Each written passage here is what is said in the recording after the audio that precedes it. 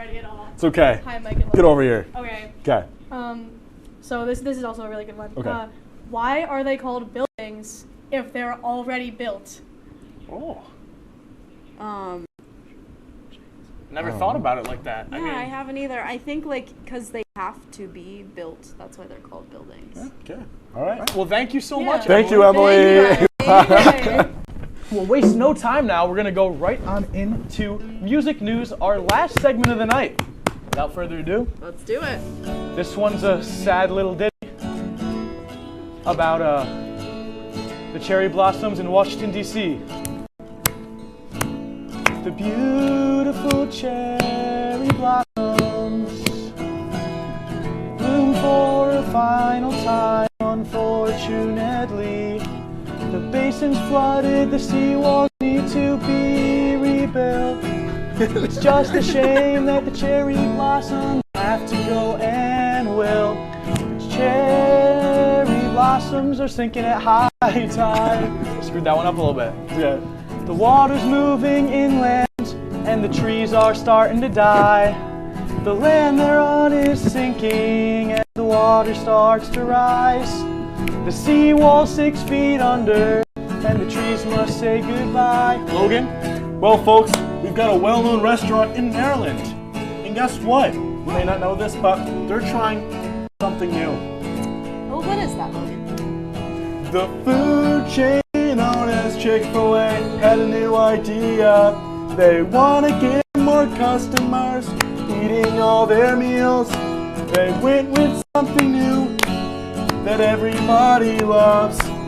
A Chick-fil-A pizza might just be the one. Good stop. Really? They got your normal flavors like pepperoni and cheese. When you see a pizza pie, your taste buds say, yes please. They've also got pizza with Chick-fil-A nuggets and sauce. This sounds pretty delicious. I gotta try that stuff. Interesting. Kaylee Richmond, take us home. Well, if you insist, Mike. Whenever you're ready. 1, 2, 3. Dorothy Fidelli of Goshen, Ohio, finally had a wedding at 77 years old. She was sick and tired of being alone, so she married herself in her retirement home. Dorothy Fidelli has had an amazing life, and now she is married and she is now her own wife. Her friends and family were all there by her side. What a beautiful story. It just makes me want to cry. Congratulations, Dorothy. You are truly an inspiration to all. I hope I can be like you someday, girl. Wow, guys. Wow. You might have topped Sammy Sozio there. Really? Well, folks, we don't have any time to banter, and that's all we've got time for, so we're going to close things out with one more song. Kaylee, right. we taught it to you, right? Yes. Yes, All right, let's all do right, it then. Here we go. Let's do it. It's time to end the show. It's time to end the show. We'll see you in a couple weeks. Who's our next guest? Tune in to see. But now it's time to end the show. Time to end the show.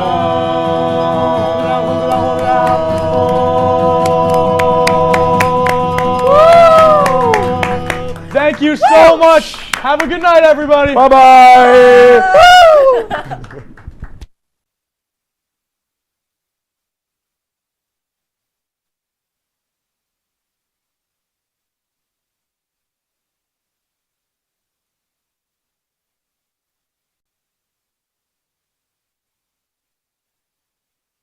About a friendly competition coming to Oswego's campus. Plus, the relocation of a Long Island Railroad station, where it's headed. WTOP-10 Nightly News starts now.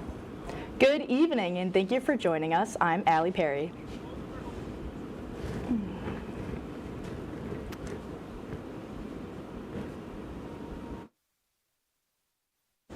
Good evening, and thank you for joining us. I'm Allie Perry. And I'm Eliza Hopkins.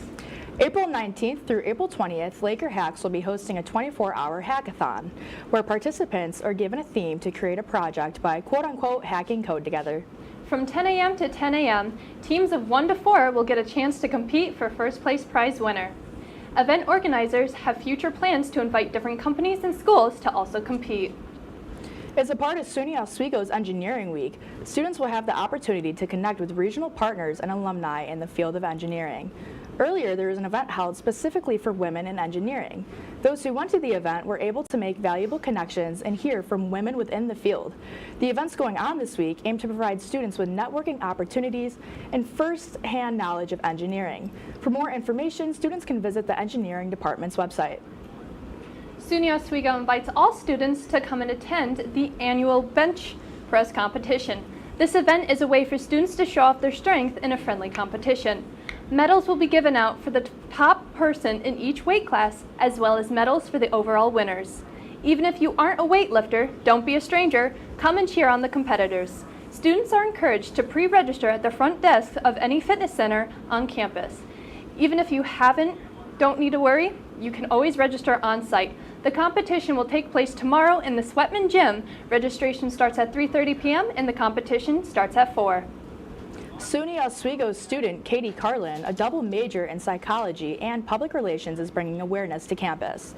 Carlin has been doing presentations called Quest Posters, promoting a better understanding of neurodiversity. Carlin explains that in the 23 years of living as a neurodiverse person, all the research that has been put in really hits home. Katie will continue to do research as well as spread awareness through social media platforms. Now for a sneak peek of tonight's weather with David Pearson. What is it looking like, David?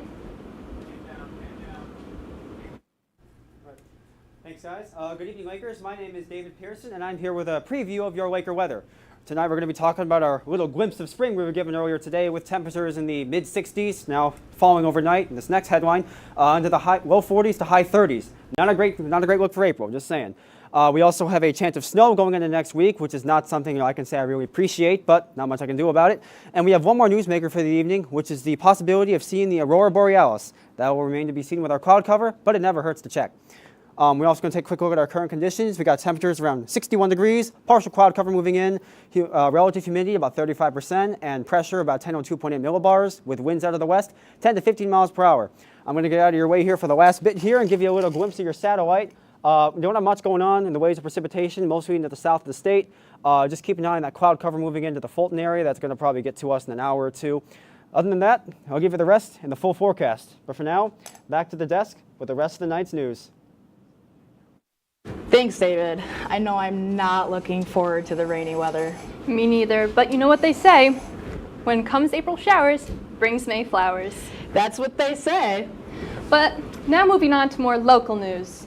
Sheriff Don Hilton of the Oswego County Sheriff's Office is recognizing April as Autism Awareness Month and adopting the Blue Envelope program. This program encourages drivers with autism to obtain a blue envelope from the Sheriff's Office. Drivers will keep their license, registration, insurance card, and other relevant documents during a traffic stop in this envelope. When the driver hands this over to the officer, it signals their condition and the officer will adjust appropriately. New recruits are being sworn in and will now begin their journey within the Fulton law enforcement. The new recruits, Camelin Shaw, Nicholas Berescha, Colin Chanfarano, and Joseph Roback, are a part of the first academy class that is being held at the Cayuga Community College location.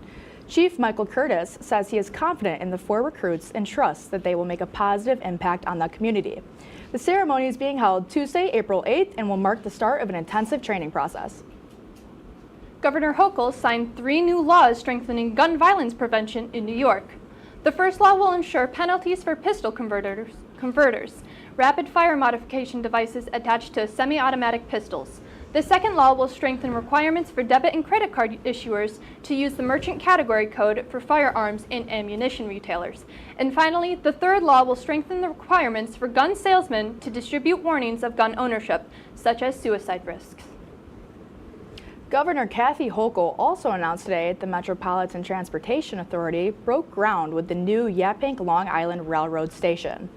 Hochul said the station will be relocated to be closer to William Floyd Parkway, the Long Island Expressway, and the Brookhaven National Lab. The new station will also be fully accessible to all in accordance to the American Disabilities Act. Construction is estimated to be completed in the second quarter of 2026. The current mayor of New York City, Eric Adams, will seek re-election as an independent. Adams, who was a Republican before becoming a Democrat, will run for a second term as independent. The announcement came in a campaign video Thursday, less than 24 hours after a judge dismissed a federal corruption case against the mayor. Adams says he will skip the Democratic primary in the New York election this June.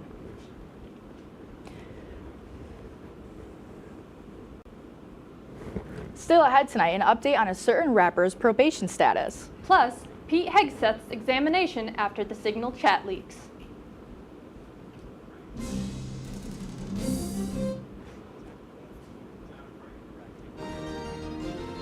When you look at the numbers in the U.S., chances are every area will deal with some kind of emergency in the next decade. I can't hear like anything. And between school, sports, and social lives, chances are you won't be with your kids when it happens. Will they know what to do? Ready.gov/kids has the educational tools and information to make the conversation easy. When the time comes, chances are they'll feel prepared, not scared. So talk with your family today.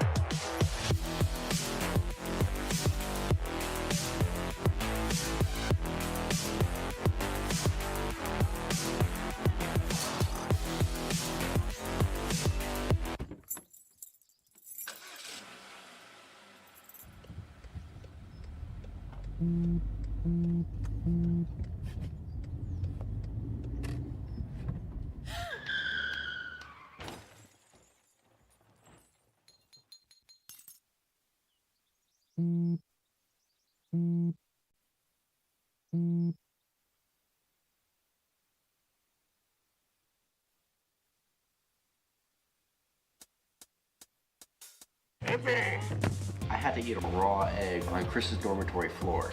I currently don't have any federal pending charges. You know what you never did? You never walked to Walmart, Chris. That's my co-host. This is for making me eat roast Pop-Tarts. It's showtime, Chris. Come on. I want to be on the air for that. I got a couple things to say. No. Spin the wheel. But you got censorship.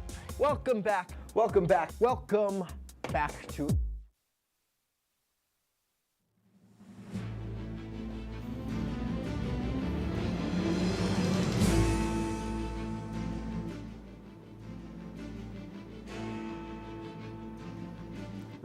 Good evening, Lakers. My name is David Pearson, and I'm here with your full Laker weather. Taking one last look at our current conditions, we're looking at temperatures about 61 degrees, with relative humidity still at 35%, pressure still about 1002.8 millibars, and winds still out of the west, 10 to 15 miles per hour.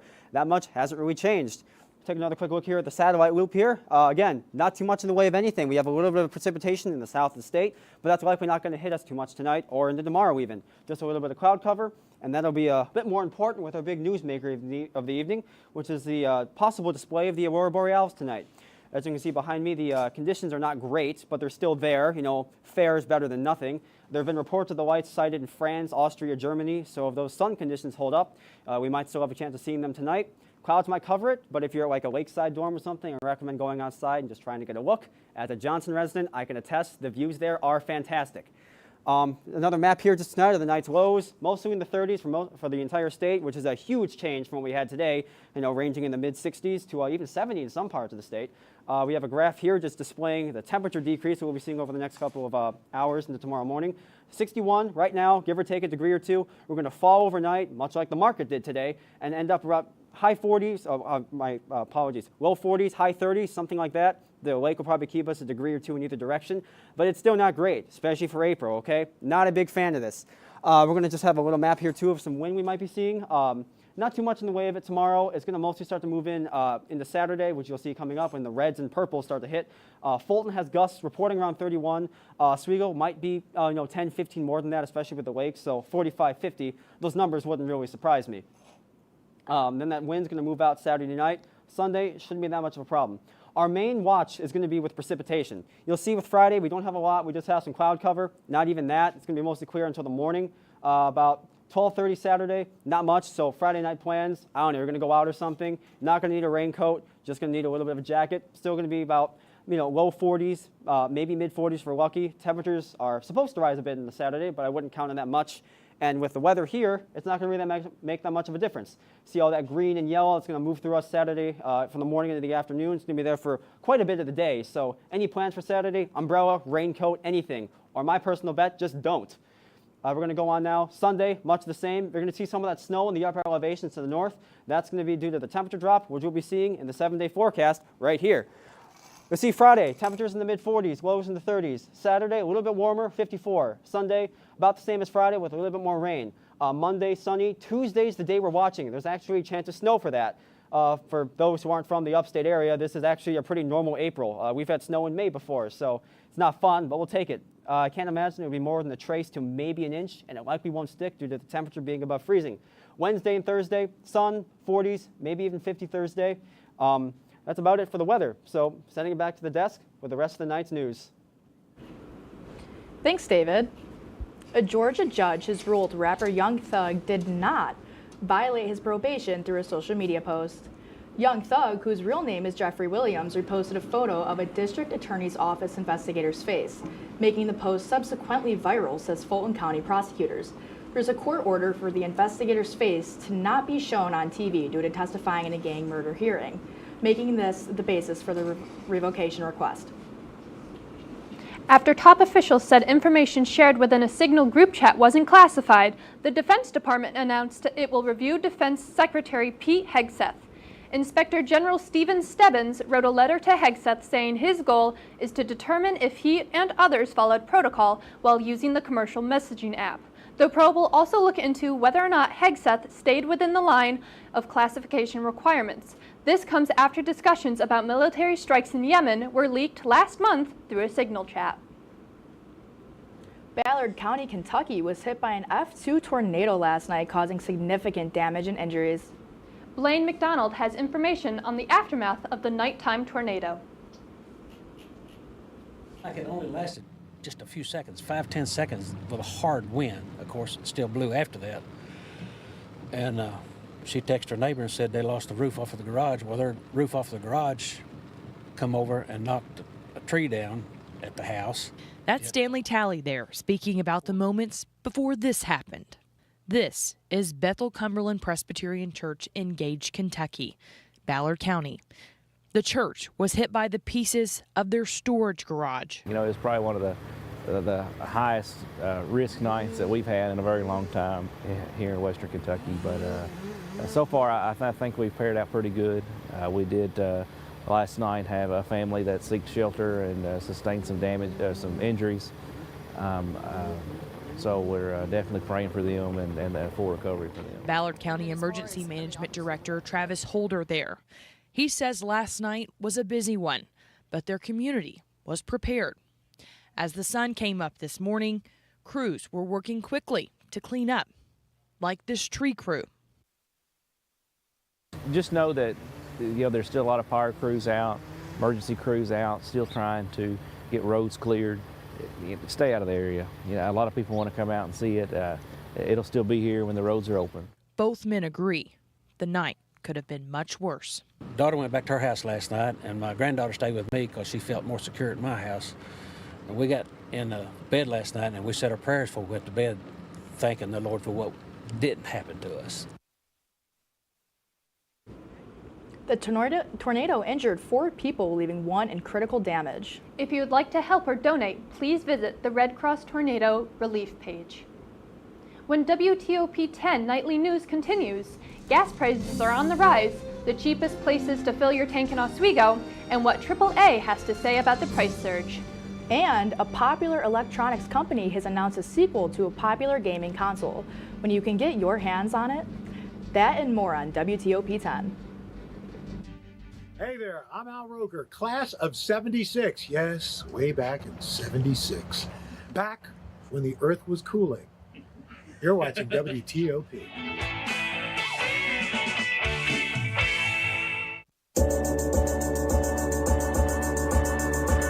The Kinda Late Show with Chloe and Anna.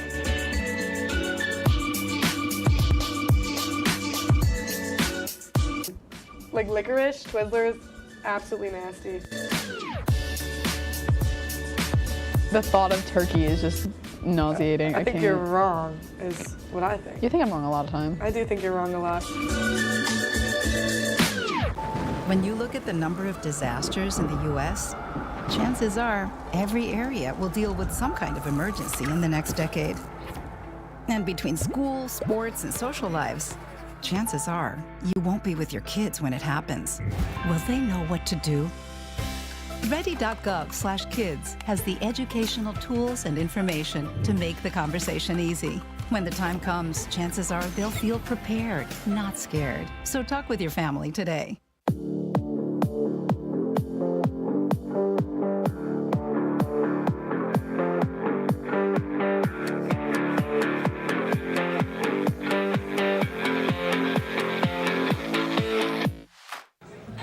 Put the keys down, Kevin. But I'm gonna drive home. There are several warning signs present that you shouldn't be driving. I guess I have really been looking for love in this dating app. Yep, I'm definitely gonna call a ride home.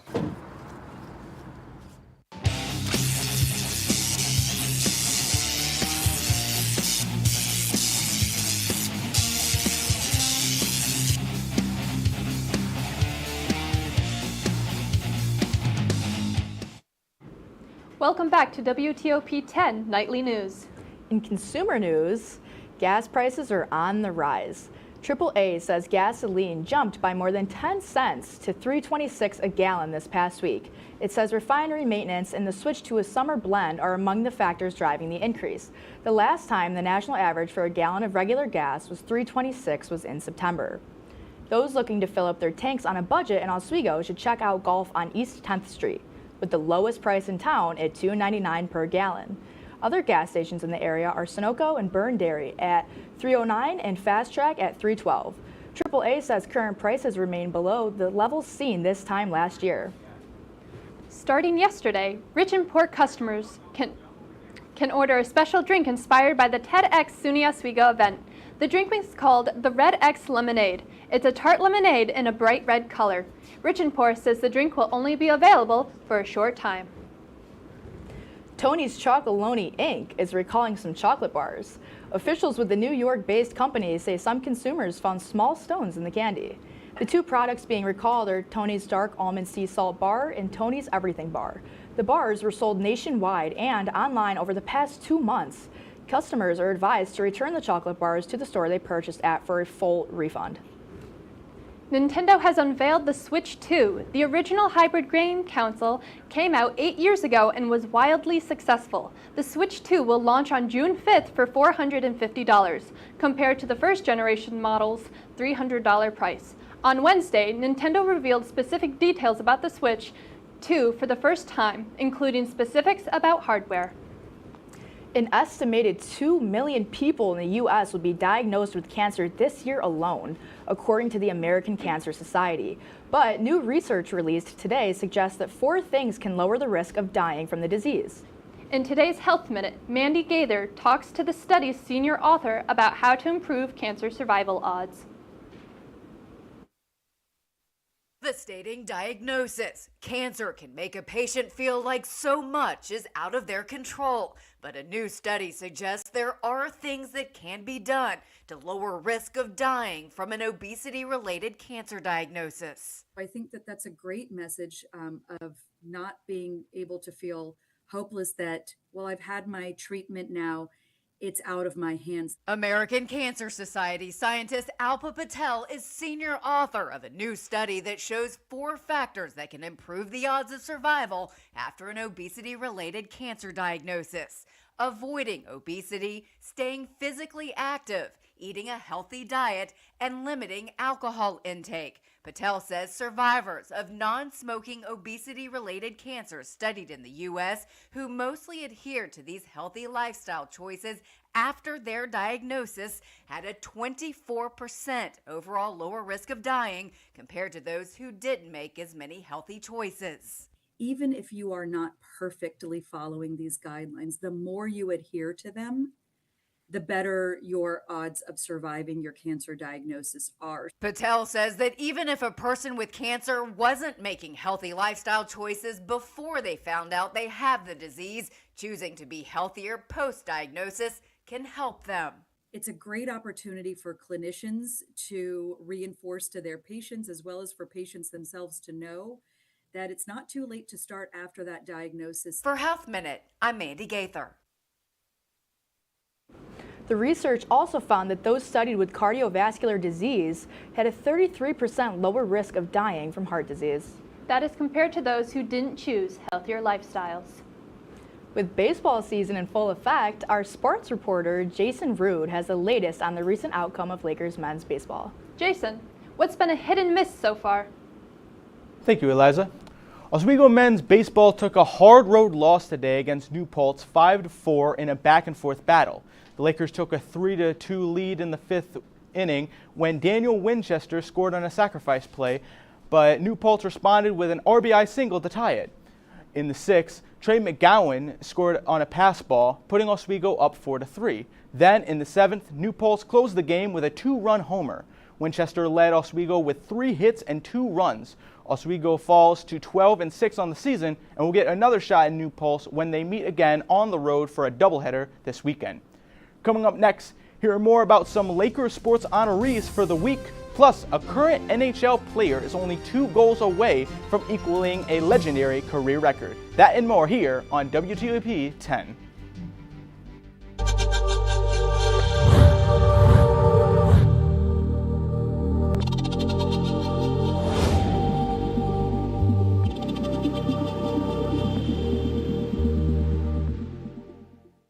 Say, President Stanley, whenever there's bad weather, who would you turn to? I'd turn to Storm Team 10. No, but you've got to say it like this. Storm Team 10. Say it with me. Storm Team 10.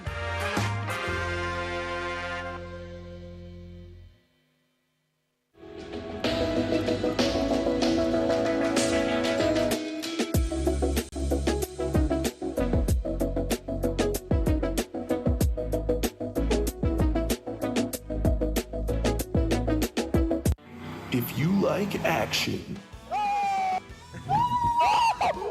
romance, Polly, sister, if you're watching this, and highbrow humor, surface is this? Floor. Minch did not legitimately put his head in the toilet. there's only one place to turn. No! Tune in to new episodes of Oh boy! only on WTOP.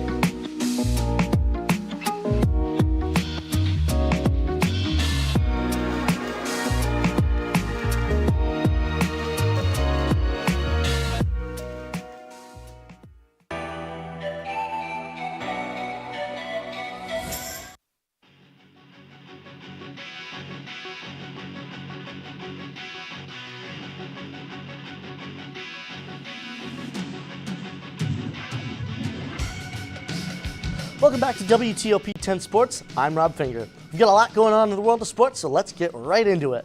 First up in Oswego sports, men's swimmer Mitchell Stevens was just named co-rookie of the year by the SUNY Conference. Stevens came into Oswego from Port Washington down on Long Island and in just his first year swimming with the Lakers, finished 4th in both the 100-yard and the 200-yard butterfly at the SUNY AMCC Championships. He also placed 7th in the 200-yard backstroke at the league championship meet. Well done to Stevens, who has a bright future here with the Lakers. 3 Lakers from the lacrosse teams have been named to SUNYAC Weekly Honors as well. Logan Prescott was named SUNYAC Defensive Player of the Week for men's lacrosse after dominating the faceoff circle with a 79% faceoff win percentage, going 26 for 33. Then Corey O'Connor was named Offensive Player of the Week for men's lax, recording 12 points in just 2 games against Keuka and New Paltz. Rounding out the trio, Mackenzie Wynn was named Women's Lacrosse Offensive Athlete of the Week after recording 18 assists over just 3 games played. Hats off to these lax players.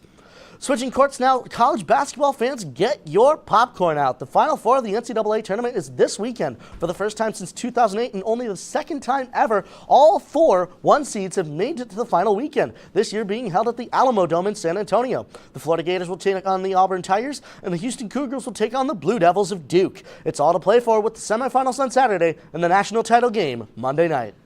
Hitting the ice, the Great 8 is just 2 goals away from tying Wayne Gretzky's all-time goal record. After scoring goals number 892 last night versus the Carolina Hurricanes, NHL Commissioner Gary Bettman and Wayne Gretzky himself are going to be hitting the road following the Capitals to all of their games before the record is broken, joined by the Washington Capitals chairman and Ovechkin's own family. The Great Chase resumes this weekend as the Caps host the Chicago Blackhawks at Capital One Arena tomorrow night. Speaking of those Caps, let's see how the contest with the Canes went for them. We'll go to the first period of play. Halfway through the period, puck deep in the zone on the near side. Caps trying to clear. Bad turnover, though. Right into a walking Sean Walker, and make no mistake, quick wrister, 1-0 Canes. A few minutes later, Carolina rushing it in, passed over to Aho. Now Gostisbehere with it, walks it. Big shot. First save made, but the rebound is scooped up by Jackson Blake, and it's now 2-0 Canes. Just 3 minutes later, Carolina on the power play. Sebastian Aho up now to Gostisbehere. Ghostbear working with it, walks it across, passed over to Seth Jarvis, and a huge one-timer makes it 3 unanswered for the Hurricanes. They'd score 4th, but we'll go to late in the second. We told you he'd score in this game, and we'll show it to you now. Jacob Trickman working in the corner, up top, Obi near his office. Bang! Number 892, 3 away from breaking the record, beats Freddie Anderson, but this game is not over. Middle of the third period, face off to Lindgren's left, and Jackson Blake just decides to roof it. Second goal of the game, and that's where it did finish. 5-1 final score. Canes beat the Caps, but Ovi is just 3 away from the record being his, and of course, the Caps have already clinched a spot in the dance. That was marvelous, Rob. Thank you. That's our report for tonight. Thank you for watching. Have a great night, everyone.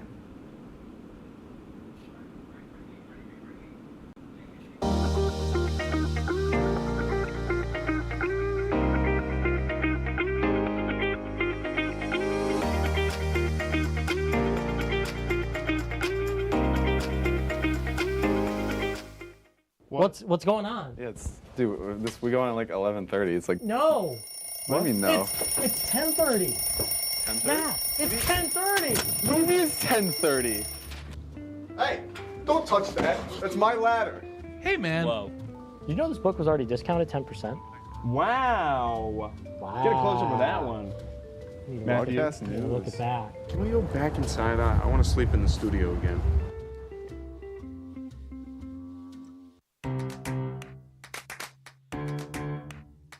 We'll deep dive into our feelings in our Real Talk segment. Stay tuned because it's about to get real.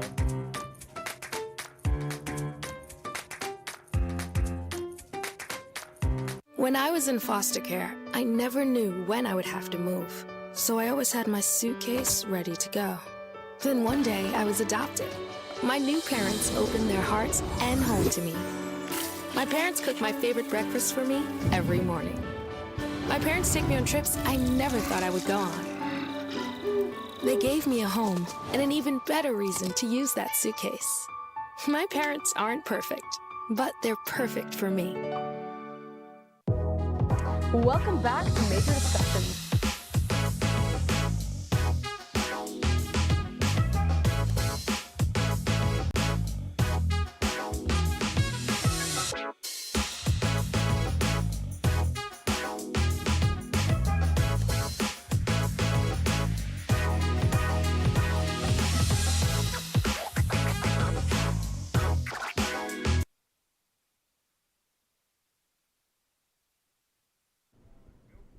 Welcome to Stick to Sports. I'm Ben Diamond. And I'm Brian Burrows. Today we take a look at NFL Week 6, the MLB Championship Series, and some big college football results. Roll it.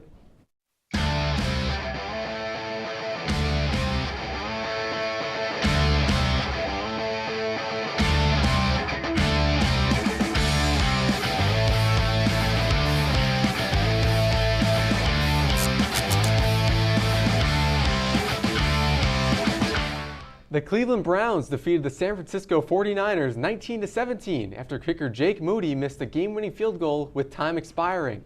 The Browns defense was able to do what many others have tried to, and that is to neutralize Brock Purdy.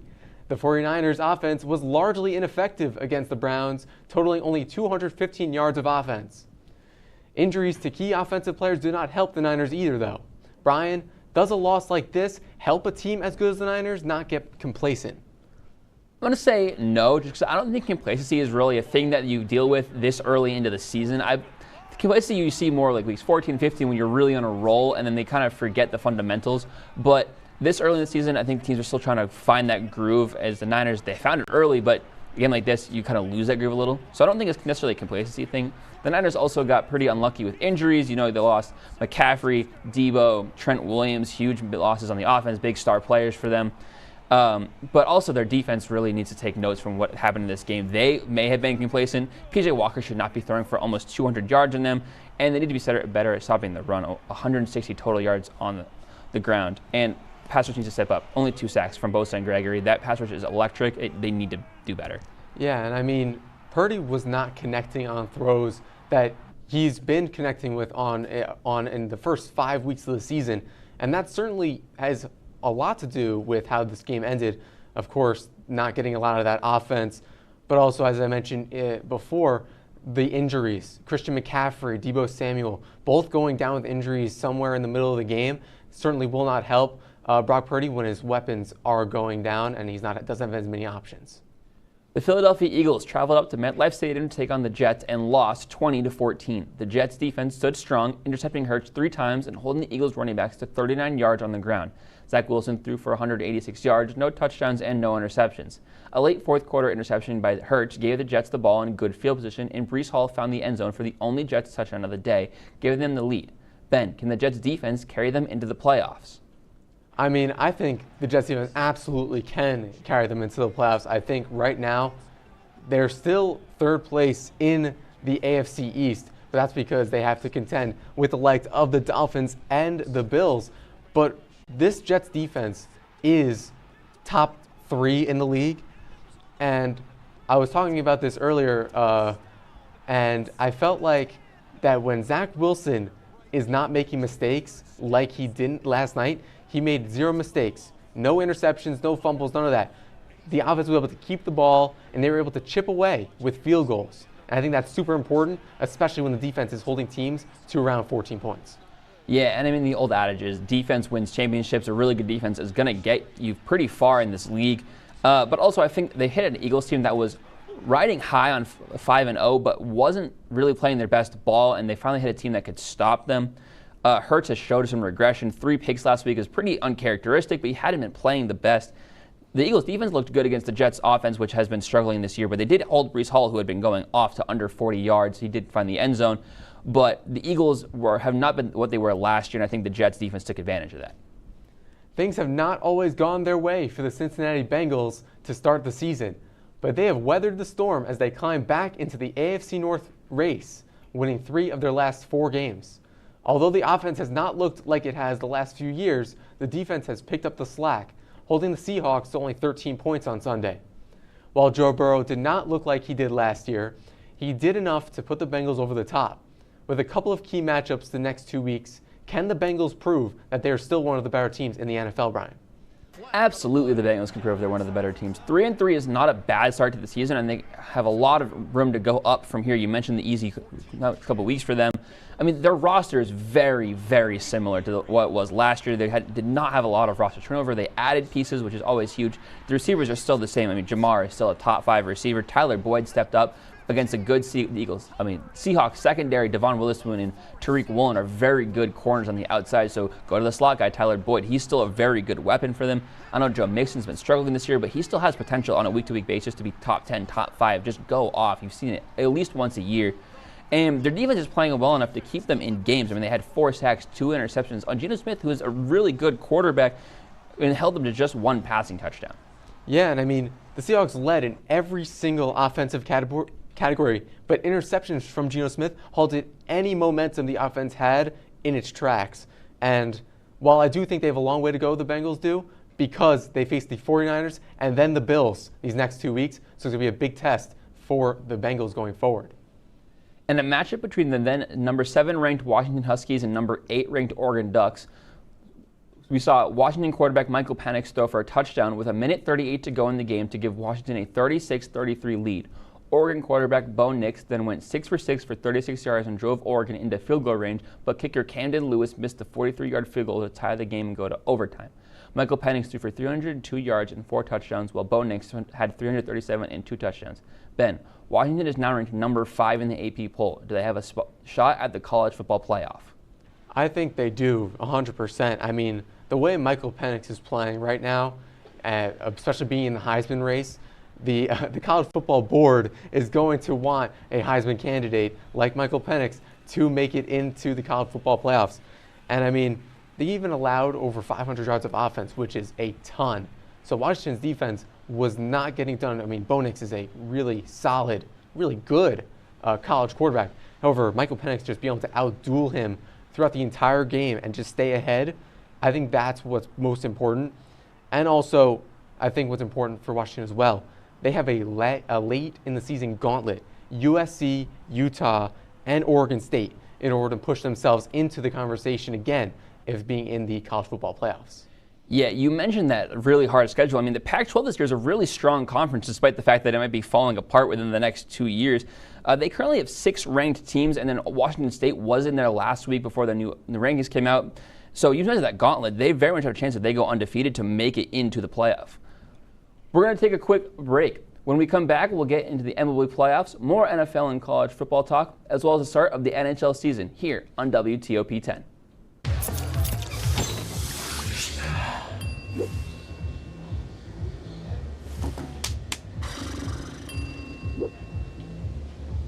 If you need to do something to feel okay to drive, you're not okay to drive. Don't drive buzzed.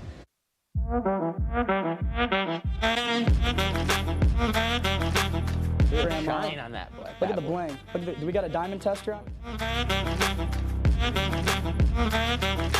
Yeah, that's getting bad. Yep. 10 out of 10 recommend on Yelp.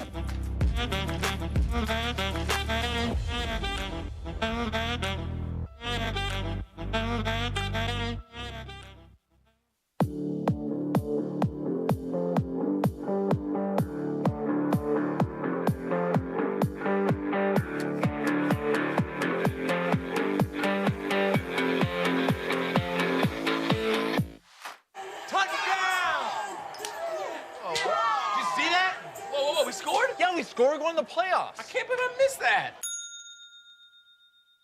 Every time I'm buzzed, I spend too much time on my phone. What? I should take your phone away. No. I'll call for a ride.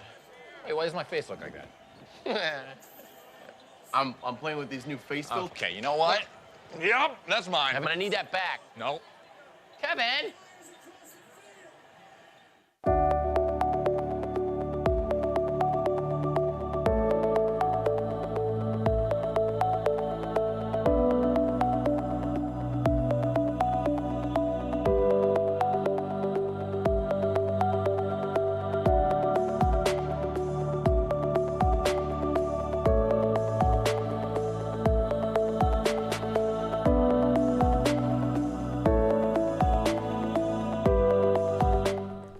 Welcome back to Stick to Sports.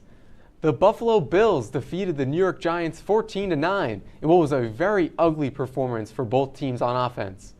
Although the Bills won the game, they didn't score their first points until the fourth quarter on a pass from Josh Allen to Deontay Hardy. While the Giants led for most of the game, they were unable to close it out as the offense was never able to find the end zone. Brian, does this game say more about the Giants or the Bills?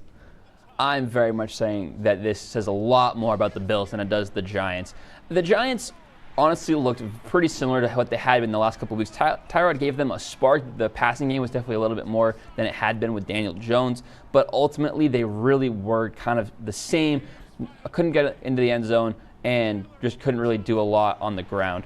But the Bills were held down for the second week in a row. Yes, they won the game. That's because, again, the Giants really haven't been able to do much, and they really should have lost. I mean, that last second, the last second no call on the penalty on the holding there was egregious, really. So I really think that Allen's decision-making needs to step up, and it says a lot more about what the Bills can do this year. Yeah, I completely agree. I mean, it seems like this Bills team does a 180 every week, and I mean, if not for late blunders from the Giants at half and at the end of the game, as well as controversial calls, this might have gone the other way. The Lions improved to 5-1 this season after beating the Buccaneers 20-6 in Tampa Bay. Jared Goff threw for 353 yards and 2 touchdowns, with Amon-Ra St. Brown catching 12 balls for 124 yards and a touchdown. Baker Mayfield threw for only 203 yards and 1 interception, with Bucs backs getting only 40 rushing yards. Ben, how legit are the Lions this year? I think the Lions are absolutely legit this year, Brian. I really, really love what I'm seeing from this team. And I mean, Jared Goff is playing exactly as he did back in 2019, back when he made the Super Bowl with the Rams. This is the Jared Goff that the Lions were hoping they would get, kind of as a reclamation project, and it's worked to perfection. Absolutely love what I'm seeing. The offense and defense are both clicking, but injuries, I feel like, are going to be, they might be the Achilles heel heading down the stretch if the injuries start to keep piling up. Yeah, I mean, you mentioned injury. David Montgomery probably be out for a couple weeks now. That's a huge hit with Jahmyr Gibbs being out the last, I think, 2 weeks. But the Lions have absolutely handled every single team they've played since week 2. They've outscored teams by 60 points. And even the first 2 weeks, they didn't look too bad. And they a very easy NFC North this year. They should run all the way, at least to the playoffs. I completely agree.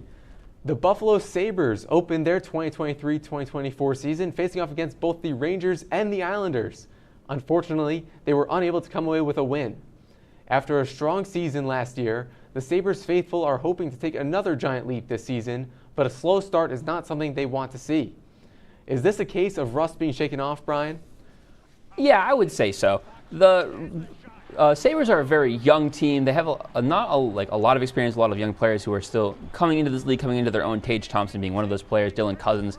I think they're going to need some time to just kind of get into the season, but they were good last year. They just missed the playoffs, and they played 2 teams, the Rangers and the Islanders, who made the playoffs last year. The Rangers are a very good team. They're going to be a good team again this year. The Islanders are showing promise, and they kept it close versus them as well. So I think it's just a rust thing. I think they'll definitely turn things around, and I think even make the playoffs this year. Yeah, I mean, this Sabres team is a really good team, as you mentioned, really young team. Devin Levi, the goaltender for the Sabres, he looked great in limited appearances last season, has kind of gotten a little shaky, but again, I think that rust is certainly playing a factor, and we've yet to see Tage Thompson light the lamp, but I'm sure that's coming very, very soon. In Game 1 of the ALCS, the Texas Rangers shut out the Houston Astros 2-0. Jordan Montgomery went into the 7th without giving up a run.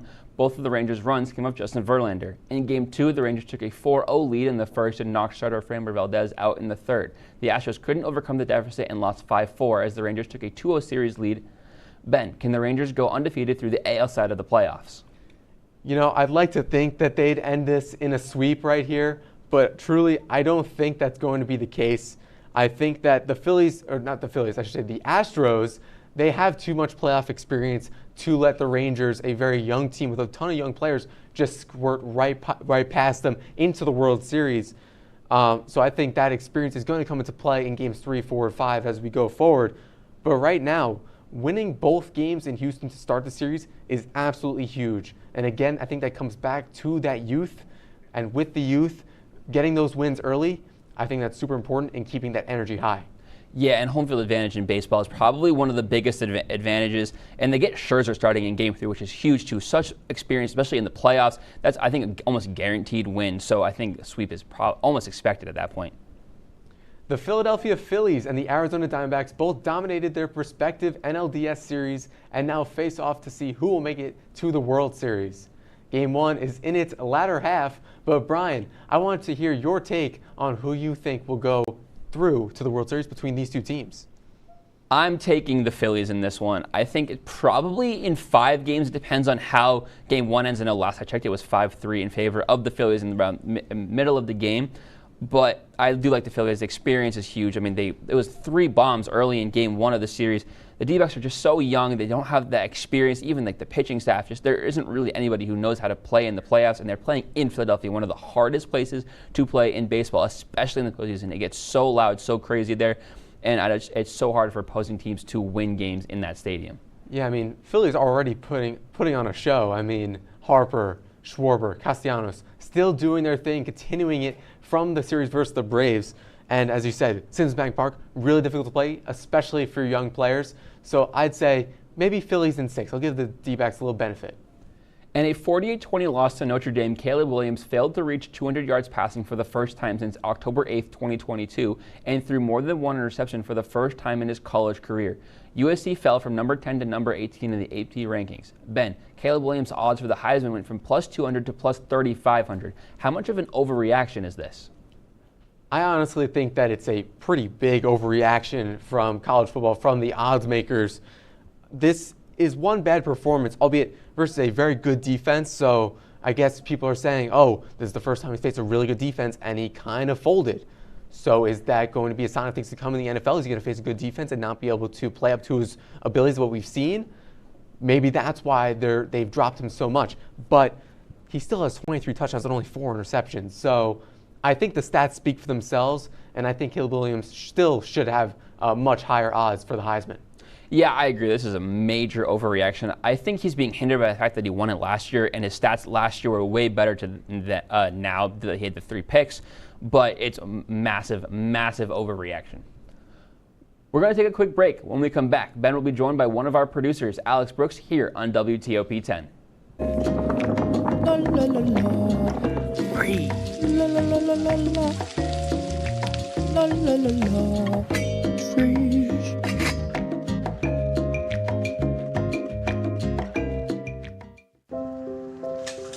I want to eat apples and bananas.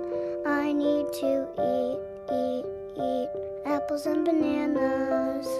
Why can't I eat apples and bananas? Support the Feeding America nationwide network of food banks to help provide meals to those in need. Join us at feedingamerica.org.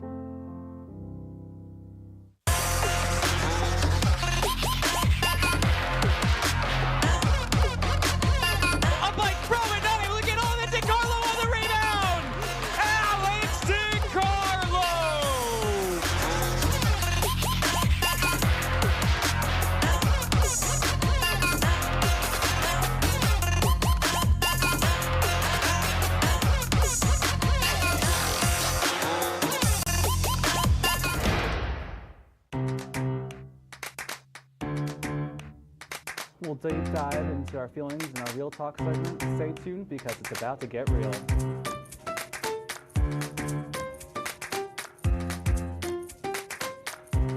And it could be your last chance to see one occur for 2 decades, as the next time one will be visible over the continental U.S. He's May 84. Yarrow told police in the hospital that he had pressed the doorbell and waited. They mix with oxygen and nitrogen. They become briefly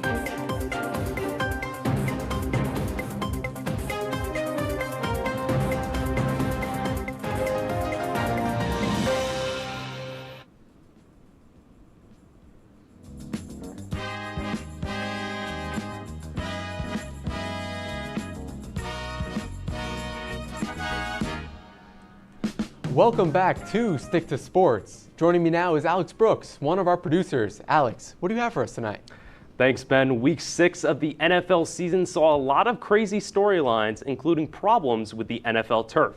There have been multiple players that have struggled to stay healthy for a full season, and the turf conditions have came up into conversation regarding them. With guys like Garrett Wilson and Christian McCaffrey going down in Week 6, Ben, does the NFL have a problem they need to address with playing on turf? I mean, this is a conversation they should be having year after year. I think it's even come to more of a head this season because of the amount of injuries within the first 6 weeks that have happened. Non-contact leg injuries. We saw a lot of hamstring. We saw Cooper Kupp, Tyreek Hill with the hamstring. We saw Trayvon Diggs in practice on turf. We've seen a ton of ACL injuries and hamstring injuries arise early in this season, and that has to be attributed to the turf. And I think stadiums are planning on changing to natural grass for the FIFA World Cup just a few years away. So why they aren't also considering it for their own teams is really confusing to me. Yeah, I completely agree. And Ben, I want to go back to the Super Bowl when they had that artificial turf that was supposed to help the players, and that did anything but. Both the Eagles and Chiefs were slipping, and it wasn't really helping out. And a lot of players have wanted to have grass, and I think the NFL really needs to make a change. Staying on the gridiron, we saw the New York Jets defeat the Philadelphia Eagles 20-14 in a big defensive battle. With multiple players out on the secondary on both teams, the Jets defense forced 3 interceptions to clinch their first franchise win against the Eagles. Ben, with the Jets making Pat Mahomes and now Jalen Hurts look bad, are the Jets for real this season? I mean, I was talking about it earlier with Brian. I really do think that the Jets are on the upswing. They're on the upswing right now. And we see Robert Saleh, the head coach of the Jets, he has a ton of confidence in this team, in this defense. And now while he's saying they played gauntlet quarterbacks and that they haven't gotten all wins, but we've embarrassed all of them, it's not 100% true. I like the confidence that he has, especially in his team, in this young team that is on the upswing, that needs that confidence boost. I think that's good of him to say, but if we're looking at it from a logic standpoint, from a past game standpoint, that's not entirely true, because we've seen them lose to the likes of Mac Jones, who now cannot get anything going on offense against other teams as well. So we're not 100% sure what's going on there in New England, but right now the Jets, they're looking really good, and I think that they could squeak into the playoffs. Yeah, my thing is, Ben, quickly, the Jets' defense is for real. The offense, really not yet. We got to see what Zach Wilson can do against more competition. Exciting developments are happening as the 2028 Olympics will welcome 6 new sports to the worldwide competition. Sports such as baseball and softball will make their return, but flag football will make its debut in Los Angeles. Ben, will these additions create more hype for this big event?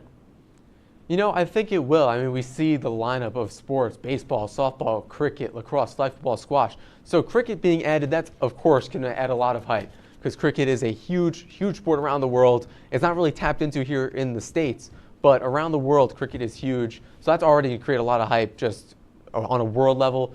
But for baseball and flag football specifically, I think it would only create hype if MLB or NFL players or former NFL players were able to go in and play in these games. Unfortunately, the Olympics happen during the MLB season, and active NFL players probably won't want to play to risk a non-contact injury. So while it could create hype, and it probably is right now, it's still 5 years away. So there's not 100% certainty whether or not these will create the exact hype that they're hoping for. Yeah, and I feel like if you have those players that are coming in, like old players coming, I think that'll make a lot of excitement. Also, the person who watches that specific sport is going to love these new sports coming in. We're going to take a quick break here on Stick to Sports. Thanks once again to Alex for the fast break. And when we come back, Brian, Alex, and I will head into extra innings. Don't go anywhere. You're watching Stick to Sports on WTOP-10. And it could be your last chance to see one occur for 2 decades, as the next time one will be visible over the continental U.S. He's May 84. Yarrow told police in the hospital that he had pressed the doorbell and waited. They mix with oxygen and nitrogen and briefly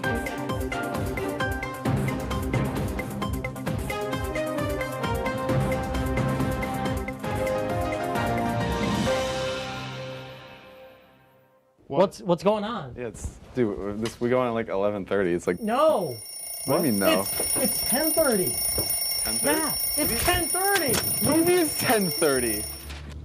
Hey, don't touch that. That's my ladder. Hey, man. Whoa. You know this book was already discounted 10%? Wow. Get a closer with that one. Matthew, Look at that. can we go back inside? I want to sleep in the studio again.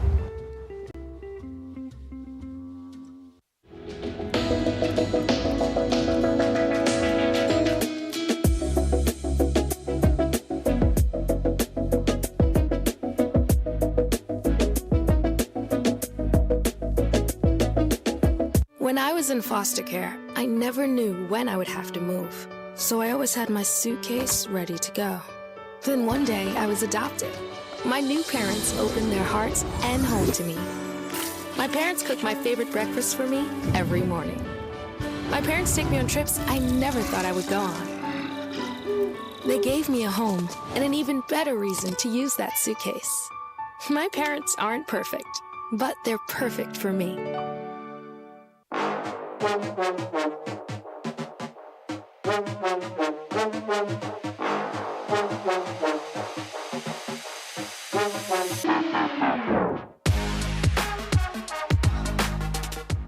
Welcome back to Stick to Sports. Now let's get ready for everyone's favorite tradition at WTOP-10, extra innings. All right, we'll start off with the Ohio State Buckeyes versus Penn State. I'll have you go first, Brian.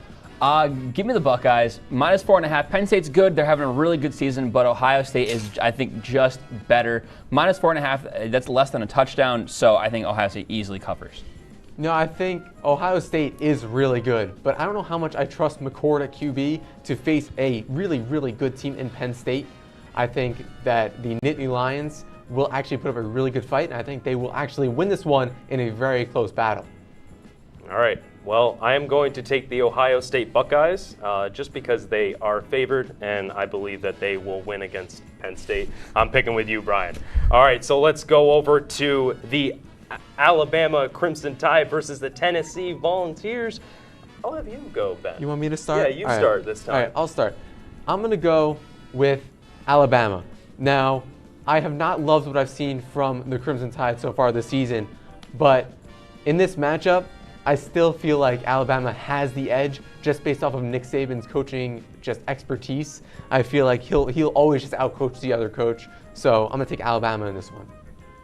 Give me Tennessee. Alabama's good, but I don't trust Jalen Milroe. He seems to falter in those big games. Tennessee's offense is just so good. And I don't know if they'll win, but 8.5 I think is just too big for me. I was buying into the Tennessee hype last year, and it didn't really go as planned. So I'm going to pick Alabama. I'm picking Alabama for this matchup. Oh, all right, let's move over to some NFL. An exciting matchup for many fans. The Baltimore Ravens versus the Detroit Lions.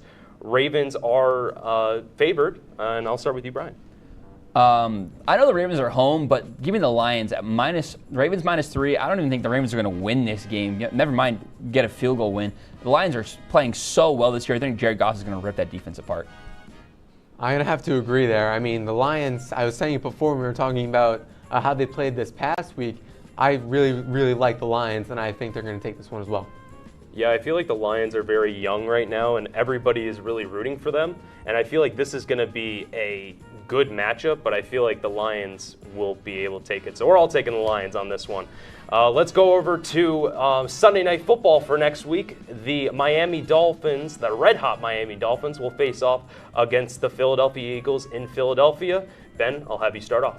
I know who you're picking in this one, Alex, so I don't think we need to go to you on this one. But I'm going to take the Dolphins. I think their offense is so hot, and I think that even though the Eagles' defense is solid, I don't think they have enough weapons to stop the likes of Tyreek Hill and Jalen Waddle. Yeah, Ben, I'm riding with you on this one. I don't think the Eagles are winning this one at all. Dolphins' offense seems practically unstoppable at this point. I don't think the Eagles' defense is going to play that well. Disgusting. This is a bounce-back game for Philadelphia. They are going to win. Miami's not coming into Philadelphia and beating us. This is a bounce-back game. All right, that's off my chest. Eagles are going to win this game.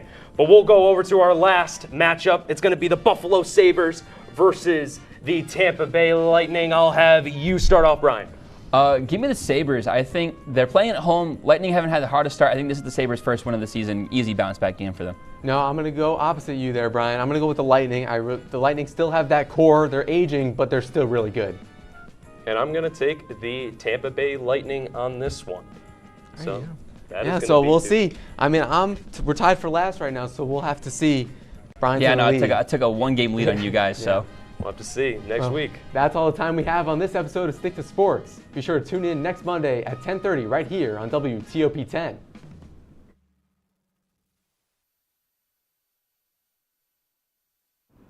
Hello, my name is Dylan Zielinski. And I am Paul Theodore Beatty. We certainly had a lot of laughs here on Oh Boy last semester. Our goofy antics surely put smiles on a lot of people's faces. But we here at Oh Boy have turned over a new leaf. We feel that our old brand was immature and somewhat lazy. We want the show to be something that Al Roker would be proud to tune into. Which is why we have worked all semester to create the best quality programming that WTOP could have asked for. So today, we're playing water pong. Welcome to season 2, folks, of Oh Boy!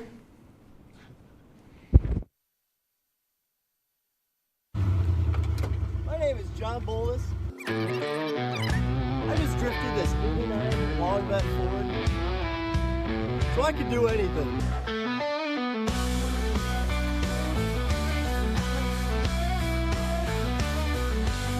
This is my school. International waters. It's not. You know it's not. What's up, man? I got your food. Dude, I can't hear you, man. I got your food. Take a seat. You might have just broken the studio. There's Riley. Hey. I feel very comfortable in this setting right now. Oh boy! Don't ask any more stupid questions. I'm Minch. I'm John. And welcome back to Oh Boy! Minch, you want to introduce yourself any little bit more because you were asking specifically to introduce yourself? I'm Minch. What's up? That's about it. All right, well, we are going to play, as we said, some water pong. So we are going to start setting this up, and I would just like to show the audience, if we want to stay on camera too here, this I don't know how many is water from Kinney. Charlie, come here. Give me a little taste test. What is that? Am I supposed to taste Go it? ahead. It's just water. This? There's grass in that. Yeah, there's. What is that? It's water. It's water. It's water. All right. Just so everybody knows, we are playing water pong. All right, so we're going to fill up the cups here. Boys, we're going to do a little weekend recap. Weekend recap? Yep, that. It's hard. Weekend recap. Yeah, anyway. Minch, you went home. What was that like? What'd you do? I played Marvel Rivals, raged about it, and then had a few choice beverages. Nice. More water. Milk, water. The Kinney drugs Maybe water. even some chocolate milk. Maybe some chocolate milk. Oh. Perchance. All right. So how do we want to do this, gentlemen? We want to do a little eye for eye. Dude. Are we serious? Dude. Oh, man. What a I was yelled at for spilling water already before the What a disappointment. broadcast began, so Give me a ball. everyone happy. All right, go ahead. I guess it's Minch and I. We're doing a little eye for eye. Do you want to go I for I? And John, me and you can look at each other. All right. That's my favorite I thing. for I. Oh, All right, I suck. We're bad. All All right. right, well then you and Oh yeah. John and All Paul right, we got the can try. balls. There we go. No, we got the balls. Get out of here. Huh? We're starting. All right, fine. That's All right. whatever. Whatever. Let's not spend the whole time trying to be like I for. Yeah. All We don't want go to ahead. embarrass Here we ourselves go. if we have to. Oh boy. That's Oh, balls no. back. Balls back. All right, we might be in some trouble. Boys are playing a dangerous game. We're gonna be against playing the all of it John. so long, so we're gonna see what happens. We're definitely gonna bring in some celeb shots, things like that. Oh, hairball. No. Someone Stand on collect your that for cord, me. I'm dude. attached to a wire. Yeah, Get me your cord too. out of here, dude. So other than that, the boys I'll get it. called a hockey game this weekend. I That was- did that was pretty cool. with Kenny Gerard Kenny's in the back. that Dylan directed. So we're gonna do it one more time on Saturday, a big whiteout game. Nice. There Good we job. go. All right. Oh boy.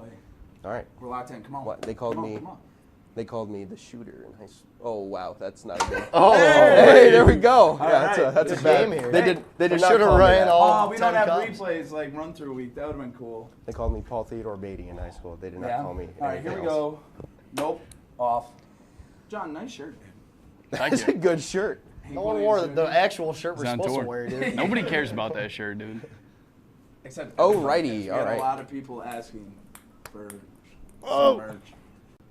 Dude, I don't know what else to talk about. We had a good weekend. It was a good We time. sang music. Yeah, we sang music. In We good handed some company. microphones. Good company. What do you want? Can we make this tight? Yep. We made the brick Instagram. Yep, that was because cool. of all the Make the singing brick and dancing that we Yeah. did and nothing else. Family friendly place. Come of on. Hey, business. John, what the heck? Nice. Wow. All right, don't scream like that. That's Can gonna I pick- also get that same formation? That's please? gonna pick up nicely. Perchance. Thank you. Yeah, I'm sure the mics definitely just peaked. I'm sure back they're there. very happy about that. Oh, come on. I like Like to go catch. from high to low, as in hello, as in hello. Hey, is this, Dang dude? right, dang right. What is that poem there, man? Yeah. It's like a theme song. Dude, Look at this hair on here. Oh, That's gotta be John. That's Minchers. Dude, Gotta that be is John's definitely not my mullet hair. hair. No, Wait, that's put not my that in hair. a locket. Is dude. there How much time I got? Is there a punishment? Is it a punishment? Yeah, Or for losing. They have to watch an episode of Entertainment Breach. Oh, boy. Wow. Yoy. Look at that Take your shot. headset off. Come here. Caitlin's gonna Celeb take shot. our first celeb shot. Oh, Caitlin what? is probably one of the biggest, if not the biggest fan of Oh Boy. She's watched since day one. I don't know, man. I got Moo Milker back home. Moon Milker. Pretty big fan of the show. If I miss this, I'm gonna be mad. Yeah. Oh, you're gonna be mad. Oh, she's Bounce- mad. Do I Go get a home select mad. shot Go for me? ahead. I want Jesse. Jesse, all right, let's do it. He stands about See, 6'8", here at Oh Boy, we and get he's everyone on he's our a phone Super Bowl involved. champion with the Eagles. Yeah, I'd go like to ahead, say dude. that. Oh, you're not even part of the group? Look at that. Oh! That's why I picked him. Live That's studio why I picked him. boy. The best student in my Live TA studio class. Audience. Oh, Riley. Get Oh in here, boy. boy. The producer. The Oh, boy. producer. Here we The go. producer, Oh Boy. Never have I done this before with Riley. No. Finger down. Oh, and he's trash. All right. Oh, Jesse, help me out. I'm still tapped. Mr. Harlow, come show 'em how it's done. Oh boy, We you got got Jack everybody Harlow in the rolling. building. Jack Harlow's in the building. Yeah. Your cup's higher. The ball in the sky. He Oh! in fact did not show 'em how it's Air done. ball. I love that this is just what Oh Boy's content. You gotta has retire came to. now. Can I get a gentleman's please? Ooh, this is good. This is good. good. Call it, and then we'll get both of them. No. No? Here we go. Oh, could have called that. I Could have threw seen that my coming from that IFB side of the too. table. House money. When it hit the Yeah, sure, buddy. House money. Oh, man. Oh, the toilet bowl. Yo, All right, I'm going first. gotta be the MVP right now. Yeah. They might as well Other call than me. Jesse. Dude, Dude, every time it hits, it's picking up on the mic and going in my IFB. good. Oh, come on, man. You gotta be Dude. kidding All me, right. John. This game's got to be rigged. This is rigged right now. This game's got to be We rigged. got about a minute left to win it. All Oh, right. I don't need him. Dylan won't do it. Give I me won't about do give me it. about 2 seconds. Hot chopper. Oh, man. Don't I get Come it? on. Don't, Yeah, back, throw behind the behind the back. How back. much you got? Dude, first episode of Oh Boy. What about this? What about that? How about them apples, buddy? This stuff ain't nothing to me, man. Yeah. Oh, Come on, dude. We're hitting Oh cups gosh. down here. It's not in. This is. Nope. Awful. Airballed. Come on, show me what you got. Kush. Hey, we get redemption. Oh, Yeah, yeah, go that's ahead. that's Hey, fair. we're Come on, guys. We're playing Fair all. rules. We're playing all episode long, dude. Oh, are we really? Oh yeah, we get. There we go. Oh! Yeah, we did it. I get another one, dude. Yeah, I keep John going. does get John's another always Wow, I got a thought it was- clutch. okay. These guys ever played this before? I'm just kidding. I know these guys Hey. have played this before. We're gonna pause the game while There we go. you guys go to commercials. So go to commercial, and we'll be right back with some more. Oh boy. On. Yeah, dude, we go on at like 11:30. It's like, No. what do you mean no? It's 10:30. 10:30? Yeah, it's 10:30. What do you mean it's 10:30? Hey, don't touch that. That's my ladder. Hey, man. Whoa. You know this book was already discounted 10%? Wow. Get a close up of that one. Matthew. Broadcast news. Look at that. Can we go back inside? I want to sleep in the studio again.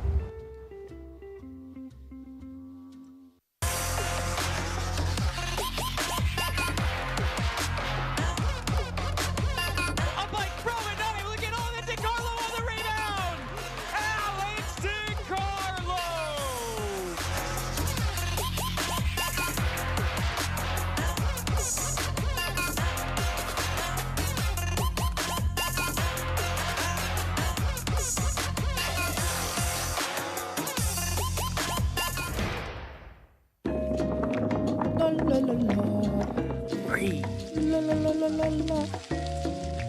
La la la la. Free.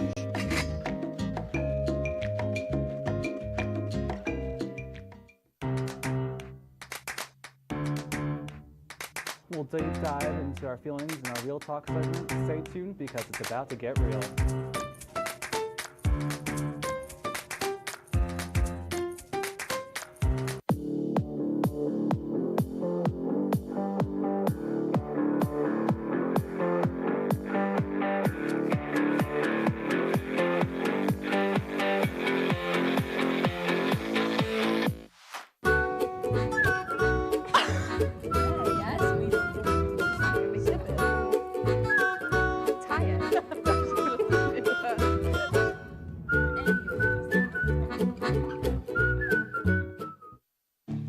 What's up, guys? Welcome back to Oh Boy, everybody's favorite segment, Minch on the Street. Today's topic, Applebee's.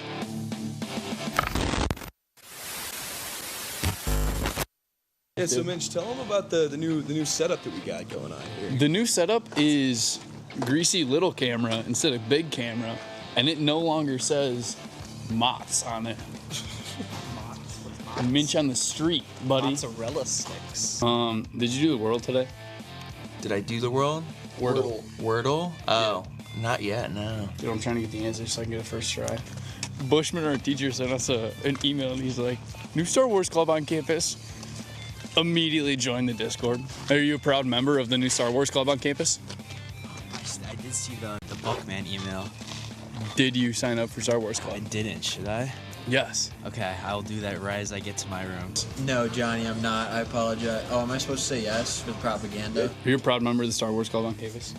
I'm not. I should be, though. I would say you look like a Star Wars guy. I'm proud. Did you do the Wordle today? The Wordle? Yeah. Not at all. Dude. Do you partake in Star Wars? Yes. What's your favorite movie? Empire Strikes Back. That's not bad. Decent. Are you a proud member of the new Star Wars Club on campus? No. You should join it. I'm okay. Now I'll forward you the email. She's gonna join. What's your least favorite of John Bolus's Fords? My least favorite? Yeah. I've seen more of the truck, but the Bronco's pretty cool. But you've seen more. Actually, they've both broken down. Are you proud members of the new Star Wars Club on campus? I didn't know we had a Star Wars Club. Yeah, me neither. Send them the link. I'm gonna send you guys an email. Did you do the Wordle today? No. Why? Because I've been busy. I see you wearing this green. What are you doing for St. Patrick's Day? How do I forward an email? Reply all. How do I forward an email? Oh, there we go. Yeah. Probably forward button. Type your email in there, buddy. Dylan, what's your favorite word? Probably like ranch or something. He's a 5-year-old. Maybe ketchup. The last tech miner I heard about, he was taking polymers and he tried running a piece of plastic through the bandsaw backwards and he just kicked the blade off it. That's and then impressive. Mr. Oh Boy, That's actually impressive. Mr. Oh Boy himself, Dan Tryon, banned him from ever using a saw in his lab again. What's your go-to bagel, Rob? I'd have to say the Sally Ride. Turkey, bacon, mayo, avocado. Really good with Chipotle mayo. This is the bagel guy. Everything bagel. Gotta go. Oh. This guy, emergency responder, on his way. Go save the world, Sheen. Did you just leave that there? Yeah, he did. Just gotta go. It's not good. I mean, dude, this one, pretty much every WTOP show, pretty good. But when you compare it to Oh Boy, dude, Jack Harlow. That's my spoon. Like it. Just take a little sip.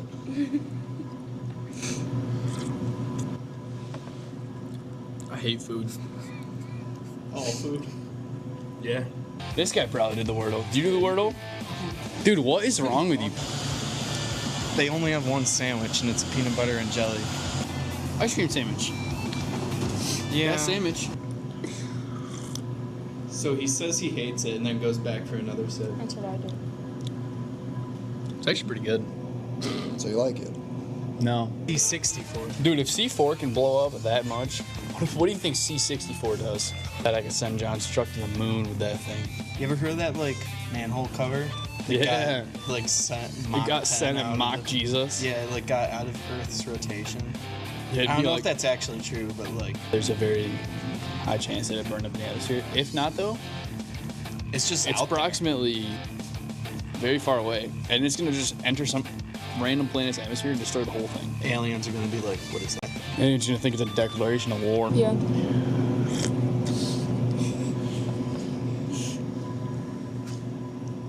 How do you make a carrot that mushy? It's a sweet potato.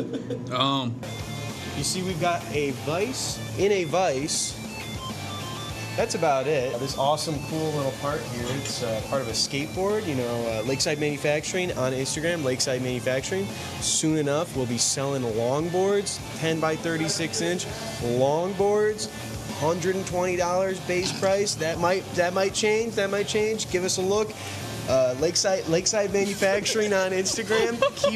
Keep a lookout. Can we have it pop up on the screen? It is Lakeside Manufacturing on Instagram. The logo is like a big diamond. It's got trees and stuff. Do we have your permission to use your logo? You absolutely. I'll steal it off your Instagram and throw it up on the screen. Absolutely have right my now. permission. Shindy, did you do the Wordle today?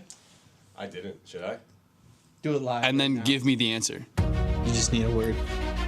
Oh wait, hold on. Can't spell plots. That doesn't have any in it.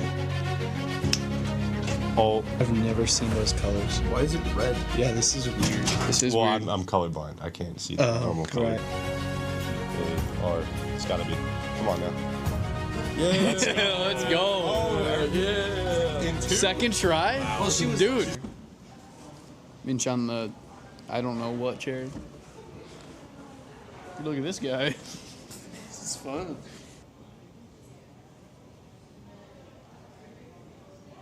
All right, thanks for watching Mention of the Street. We'll see you on Oh Boy. Kids worry about a lot of things. Getting enough food to eat shouldn't be one of them. Through a nationwide network of food banks, Feeding America serves virtually every community in the United States. See how you can help your community. Visit feedingamerica.org.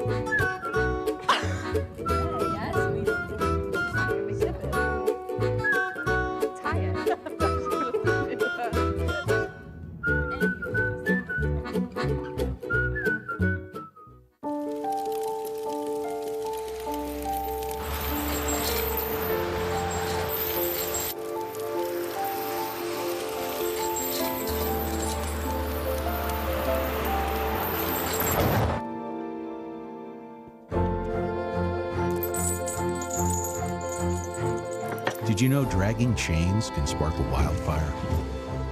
Only you can prevent wildfires.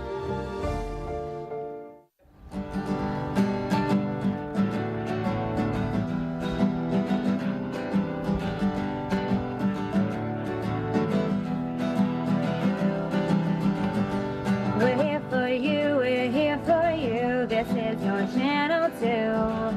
With sports and news and what to do, we're here for you.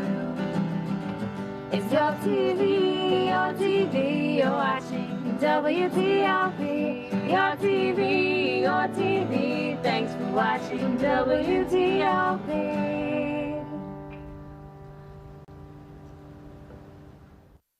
La la la la. Breathe. La la la la la la. La la la la. Freeze.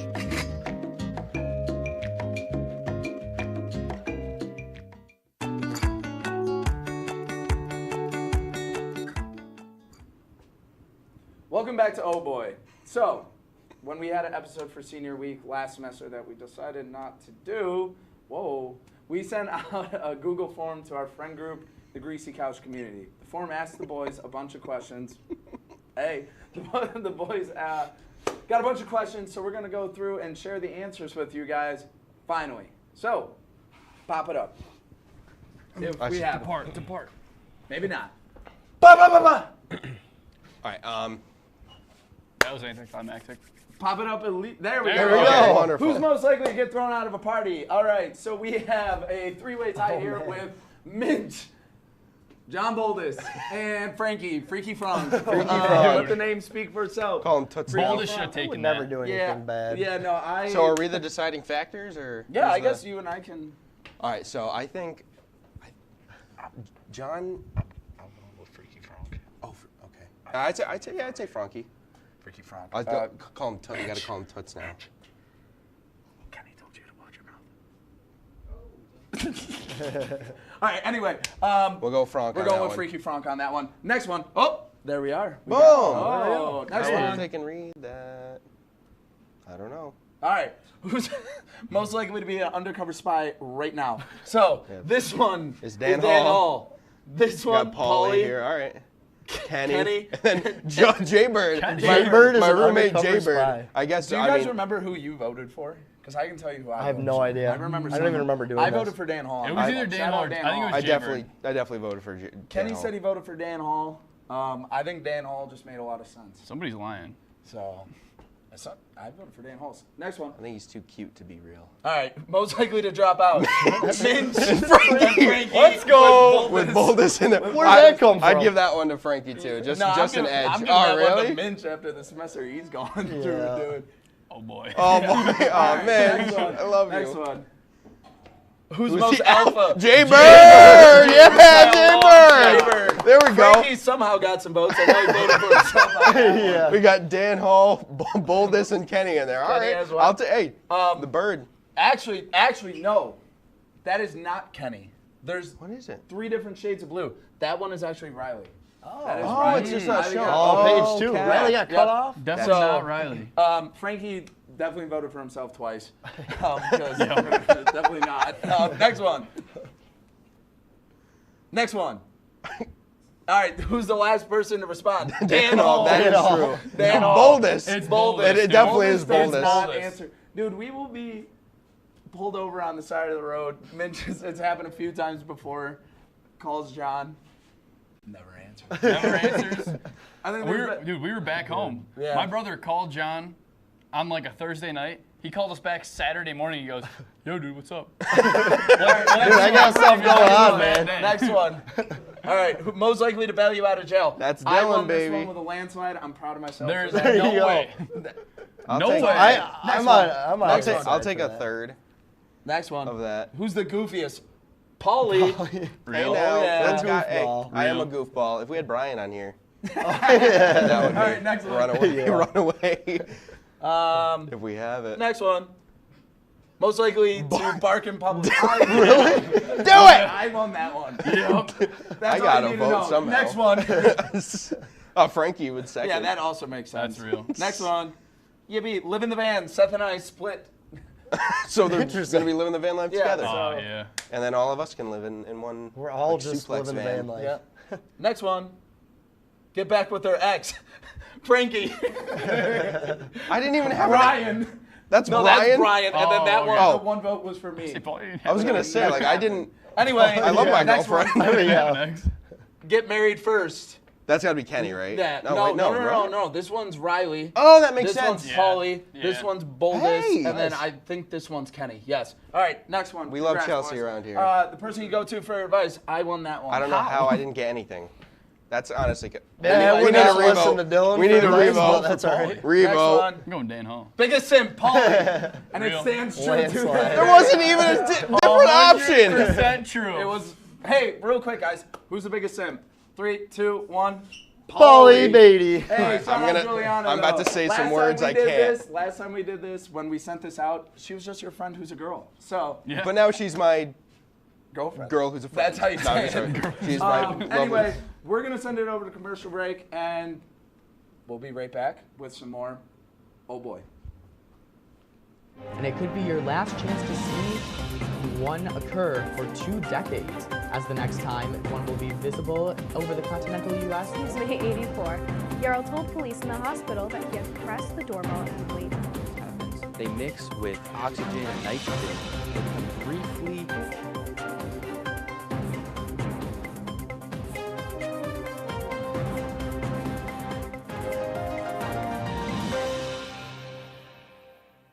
What's going on? Yeah, dude, we go on at like 11:30. It's like No. What do you mean no? It's 10:30. 10:30? Yeah, it's 10:30. What do you mean it's 10:30? Hey, don't touch that. That's my ladder. Hey, man. Whoa. You know this book was already discounted 10%? Wow. Get a close up of that one. Matthew, Look at that. Can we go back inside? I want to sleep in the studio again.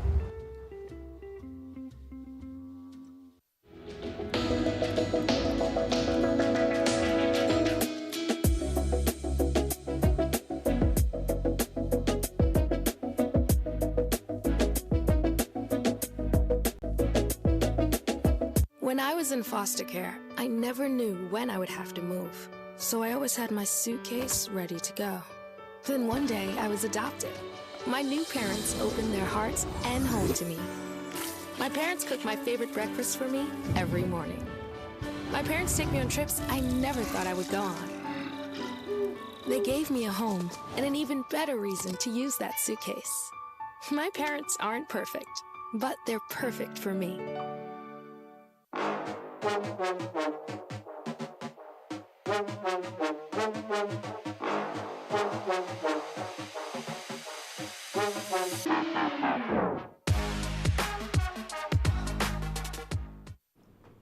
All right, welcome back to Oh Boy. We're still kind of playing some Pong, just hanging out, chilling as we do. Well, now it's time for everyone's favorite segment, Girlfriend Review.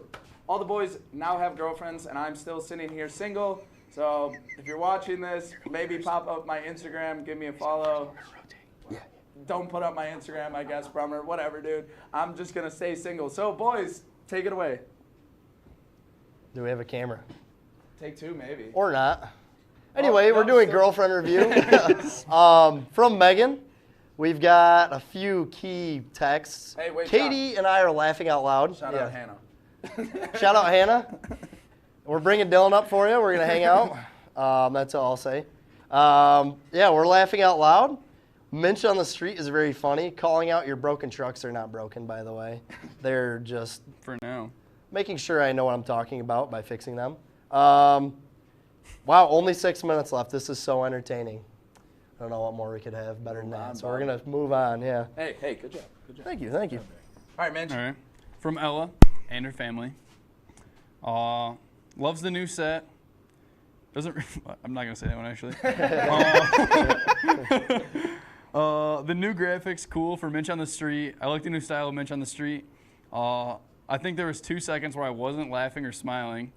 Not good with numbers, but best one yet. Mary says best one ever. Noni was laughing and enjoying herself like a 1,000,000 out of 10. Much improved production. Hey. Oh, the newest member. Oh boy, making her debut is my lovely girlfriend Juliana. She wants to start off first. Come on! Let him finish. Let him finish. Let him finish. Oh, okay. Well, I need the camera back on me. Hurry up. We need to go from the heart. All right, so she first off just says, I love you in all caps, which is awesome. I love you too. Not too, but whatever. All right, she goes, here's my official debut review. So glad the show is back. Paul, your dance moves are great, and I can officially say that I'm a proud supporter of Minch on the Street. My only request is more Seth, so we need him to keep on coming. Right. No Way Justice is most alpha. That's crazy, Paul. I think you have some explaining to do about getting back with your ex. We said that was Brian, so whoever wanted to say that, whatever. It was Brian. And she goes, you don't have to say this out loud, but I would just like to add that I'm genuinely so proud of all of you, and I love you guys so much. And that she loves Megan. Bump Cam. So we'll go with that. There we go. Give her some love. Give her some love.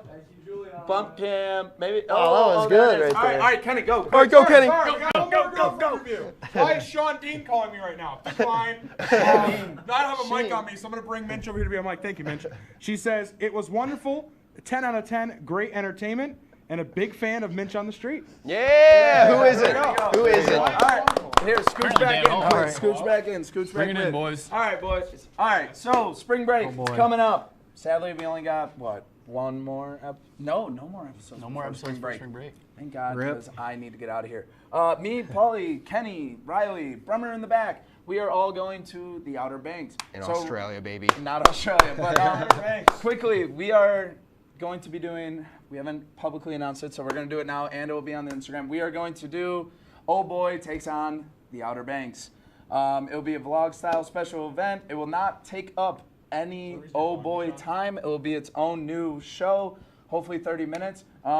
Minch, boldest, you don't even got the regular spring break, do you? No, I got student teaching, so I got different breaks, man. It's a tough life. 45. Yeah. Minch is I going home, hanging out. Grinding grandmaster. All right. All right. No, we're really excited to be back, guys. It's going to be an awesome semester. It's going to be fantastic. Dude, it continues to be, real quick. Mother review real quick. Minch on the Street was the best of the show. There we and go. also, gotta give a little shout out, was Ryan Hoffman's birthday on Monday. Happy So birthday. all the Happy boys birthday, are Ryan wishing Hoffman. you had the greatest birthday. So, Oh Boy continues and will forever be the greatest show on WTOP. Boys, I think that's all we got. Why don't we give them the first one of enjoy the rest of your night.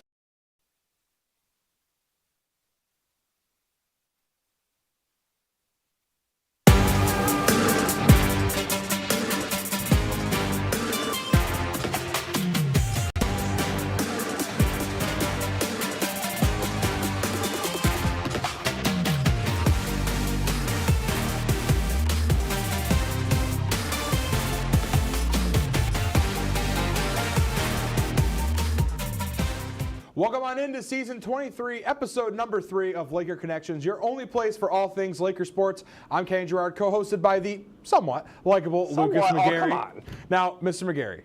Yes. Unfortunately, winter sports here in the Port City Tragic. have all wrapped up for the season. But thankfully, spring sports are in full swing, with many squads getting their first SUNYAC matchups underway. Now, speaking of, let's get started with our Laker recap. Yeah, no, I love the Laker recap. Honestly, kind of my favorite segment of the show. Really? Yeah. That's a hot take. I enjoy it. Laker Showdown's a lot of fun. I like Laker recap because I love talking about how good the Lakers did. I didn't give you time to say, how are you? I'm doing good. I'm really excited to talk about how good the Lakers did. I'm very excited. Good. Well, I guess we'll just get right into it. As I just mentioned, spring sports are in full swing and conference play has begun.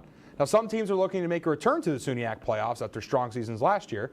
Others are looking to rebound from disappointing seasons last year. Now, speaking of teams looking for a return to the playoffs, let's start off with how the men's lacrosse team did. Lucas, take it away. Yeah, how about it? Oswego kicked off conference play with a commanding 11-6 victory over New Paltz, setting the tone early and never looking back. Lakers jumped out to a fast start with 3 quick goals from Garrett Elston and Corey O'Connor. Although the Hawks responded with 2 goals, Oswego seized control by rattling off 5 unanswered scores to take an 8-2 lead into halftime. The second half saw a more balanced battle, with both teams adding 2 goals in the third quarter, including goals from Nate Ham and Corey O'Connor for the Lakers. Oswego's defense remained strong down the stretch, shutting down New Paltz's offense to secure the win and to start conference play on a very high note. Lakers starting off strong. Well, you can't go undefeated if you don't win the first one. You take a look at some of the stats here. 11-6, a good win for Oswego. They outshoot them, and they got more shots on goal. And look at that. Only 7 shots not on net for these Lakers. That's a winning recipe for this Oswego team. Now, we'll talk about later who they're going to play down the road. It's going to be a tough matchup in the next one. But what a good win for Oswego. Start off 1-0 in SUNYAC play, who have not played at home yet. Again, we're going to talk about that very shortly. But, Lucas, looks like it's going to be a good season for this men's team. Yeah, no, I love the efficiency here. Like you just said, they only had 7 shots that weren't on goal. That is peak efficiency, and in a game like that against the conference team, that is exactly what you want. I love it. Well, let's move on to the women's team now. The Oswego State women's lacrosse team looked to keep their SUNYAC record perfect, coming in at 2-0 in the SUNYAC against the Canton Kangaroos.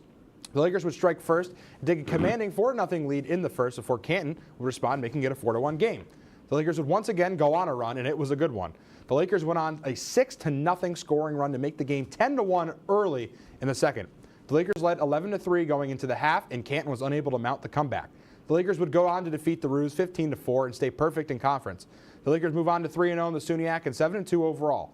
Lucas, the Lakers have some serious goal scorers this season and look good early on. Now, what is working so well for this Lakers squad? Well, first of all, I just want to say I wish I could have appreciated this game more being there, but I was outside freezing the entire time. It was hailing, snowing, really bad wind. But regardless of that, I think that the way the Lakers have been playing these past couple of games has been absolutely phenomenal. They have been dominating teams recently by scores of 10+. They are regularly having that running clock going at the end of their games. They are consistently beating teams by huge amounts of margins, and I think that is really, really impressive to see. And I mean, you can't be any more excited than that, honestly. No, absolutely not. They're off to a great start and look to continue to be that way, Lucas. Yeah, no, 100%. But we're going to switch from the field now to the diamond. The Oswego baseball team hit the road Thursday for a 3-game series against the defending SUNYAC champion New Paltz Hawks and came up just short in a hard-fought 5-4 loss on Thursday. The Lakers struck first with 2 runs in the third inning, sparked by some aggressive base running. New Paltz answered with a run in the bottom of the half, taking advantage of a fielding error. After trading runs, Oswego pulled ahead 4-3 in the 6th on a pass ball, but the momentum shifted in the 7th when Dylan Restano crushed a 2-run homer to give New Paltz the lead. The Hawks bullpen shut the door with 3.2 innings of scoreless relief. Daniel Winchester led the Lakers offensively, going 3 for 4 with 2 runs scored, but a 9th inning double play ended Oswego's rally attempt. So a tough loss for them. We're going to talk about their next games, or that game coming up, but for right now, just about the game that happened. Unfortunate for the Lakers, but you got to have the bats wake up. You absolutely do. And this Lakers team, again, looking to get into those SUNYAC matchups. Alfred State is a good team. And, yeah, for Oswego, we mentioned it last episode that this team really needs to start getting the bats up and moving. And I think throughout the season, they just haven't really able to just connect on a lot of their shots, and they're just not able to get it done. But let's move ahead now to the other diamond, the softball diamond. The Lakers were slated for a doubleheader matchup against Clarkson. In the first match, it was all Golden Knights. They took the game 1, 13-2. But Oswego's looking to bounce back in game 2 of the doubleheader.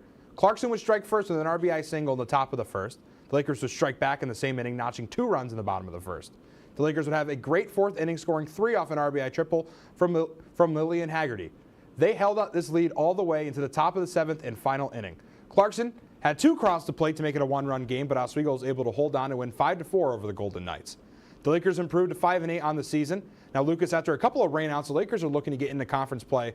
But what a way to hold on and win for Oswego here. I love the fact that in the first game, they obviously didn't have the best game, and then they decided, you know what, we're not going to let this affect us, and they came back even stronger, and they had a hard-fought victory, and you love to see it, and especially now with conference play coming right up, that is exactly what you want. You want to build that momentum, and I think now for them, they have a really, really strong case for it. Absolutely. I mean, even a team like Clarkson, they had no errors in that matchup, and Oswego having 3, just out-hitting Clarkson. So I think, again, the amount of hits probably led to the win here, but being able to have 3 errors on your side of the field and still win when another team has 0, pretty that's very impressive. You got, if you're making mistakes and Clarkson isn't taking advantage of it, that's on Clarkson. So good win for Oswego to close it out. Absolutely. But that's going to do it for our Laker recap here. We're going to go to a quick break, and when we come back, wow, words are really hard tonight, Lucas. They really are hard tonight. We come back, it'll be time for the week ahead. Stick around. You're watching Laker Connections right here on WTOP-10. When you look at the number of disasters in the U.S., chances are every area will deal with some kind of emergency in the next decade. And between school, sports, and social lives, chances are you won't be with your kids when it happens. Will they know what to do? Ready.gov/kids has the educational tools and information to make the conversation easy. When the time comes, chances are they'll feel prepared, not scared. So talk with your family today.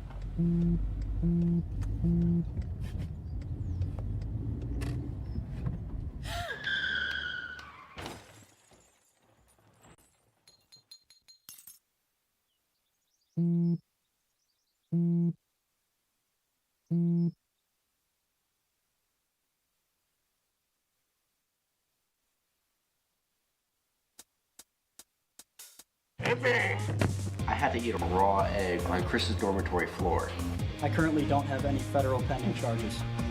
You know what you never did? You never walked to Walmart, Chris. That's my co-host. This is for making me eat roast Pop-Tarts. It's showtime, Chris. Come on.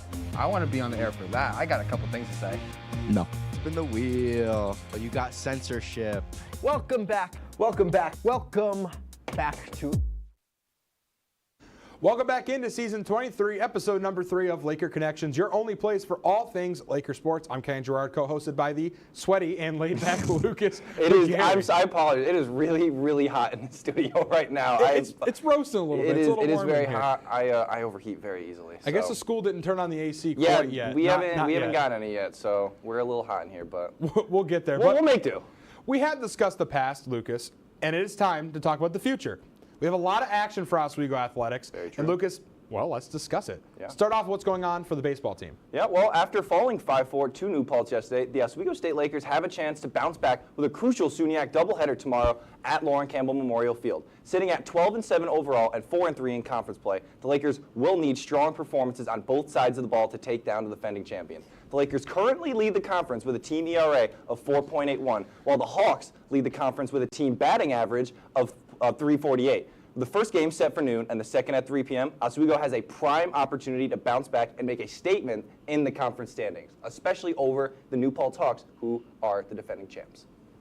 Yeah, a couple of tough teams in this conference between Cortland and New Paltz up there. It would be a statement win for Oswego. Again, we were talking about how they need to get the bats up and going here. They have a decent team average. The ERA low is not bad. So, I mean, it's going to be quite a determining game in a weird way. It's early on in the conference play. Still, I mean, we're after spring break, but it's still early in the conference. Still got about a month and a little bit of change to get into these conference matchups. We'll see how the Lakers can foe against this team. I think a win here would be great for them. I think that they can really put their name towards the top of the list and make an early push into the SUNYAC playoffs. But let's switch it now on over to softball again. The Lakers will head up to Canton, but not to take on the Kangaroos. Rather, they set their sights on the St. Lawrence Saints. Game 1 will start at 12 p.m. with Game 2 slated for a 2 o'clock start, but anybody who knows baseball or softball knows that's probably not what's going to start. Definitely not when it's Definitely not. Oswego sitting at 5-8 looks to improve to 7-8 before taking on a SUNYAC opponent down in Morrisville. The Saints sit at 7-5 on the season. This series comes after their first Liberty League matchup of the season against the Clarkson Golden Knights. Rain has been an enemy of this Oswego team, with their last 4 matchups being rained out. This series is a makeup from March 29th, which was, of course, rained out.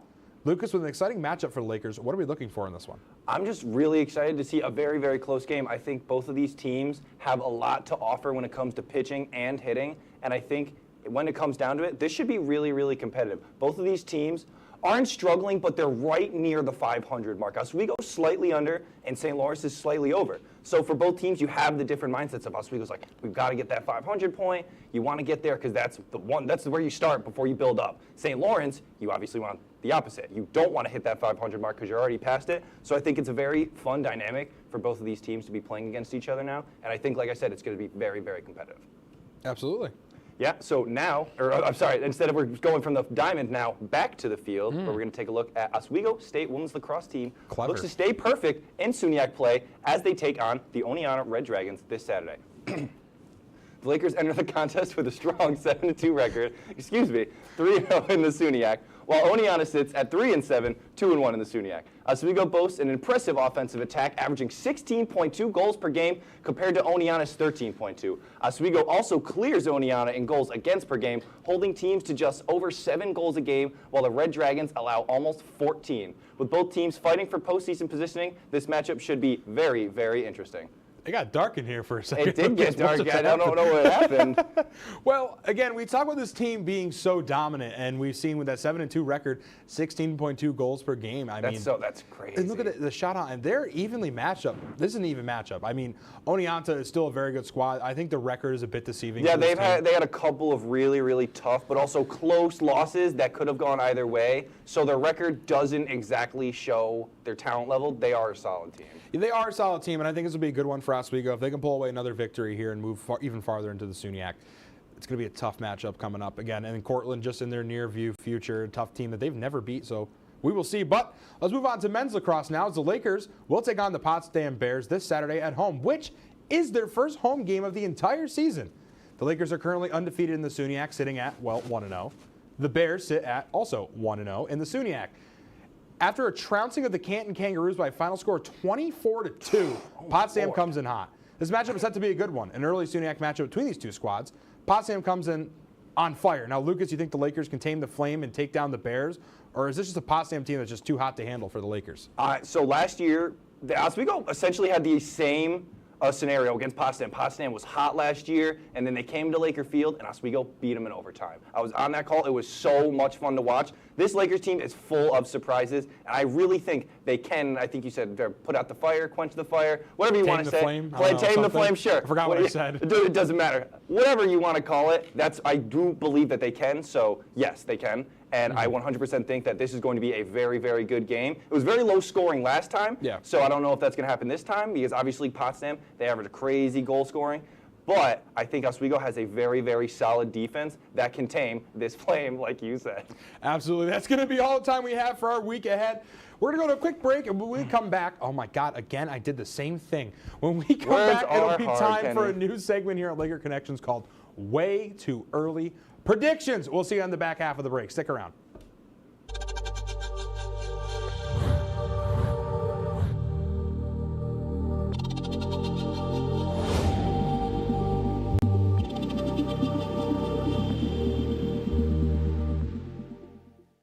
Say, President Stanley, whenever there's bad weather, who would you turn to? I'd turn to Storm Team 10. No, but you've got to say it like this. Storm Team 10. Say it with me. Storm Team 10.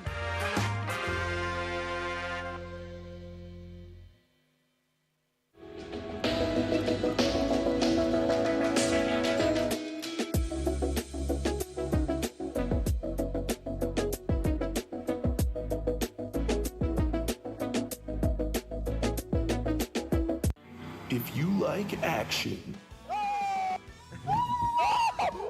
romance, if you're watching this, and highbrow humor, surface is this? Floor. Minch did not legitimately put his head in the toilet. there's only one place to turn. No! Tune in to new episodes of Oh boy! only on WTOP.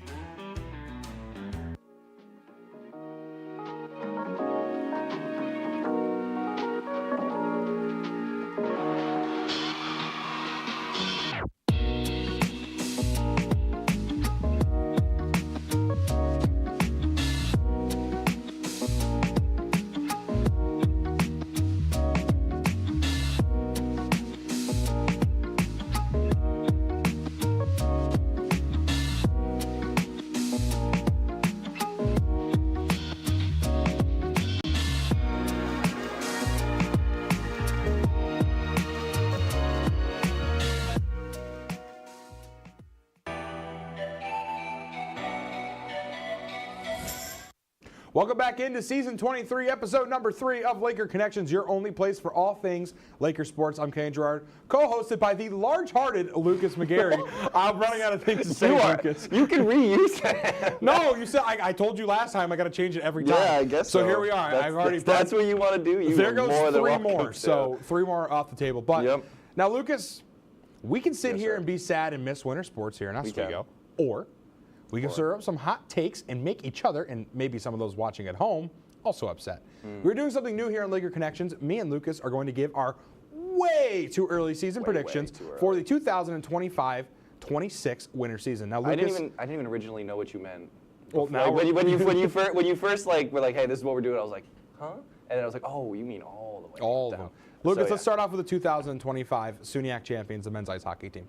So I think what's really funny is that last year they had 0 expectations because they had so many new players, and we didn't realize that Gosick was a recruiting wizard, and all of those guys that he picked up were going to be studs. So I think this year, Oswego is going to have a lot more to do, and I think they're going to have a lot more to prove. So I think we might see a slight, and I will say slight because, again, all of that talent is still going to be there.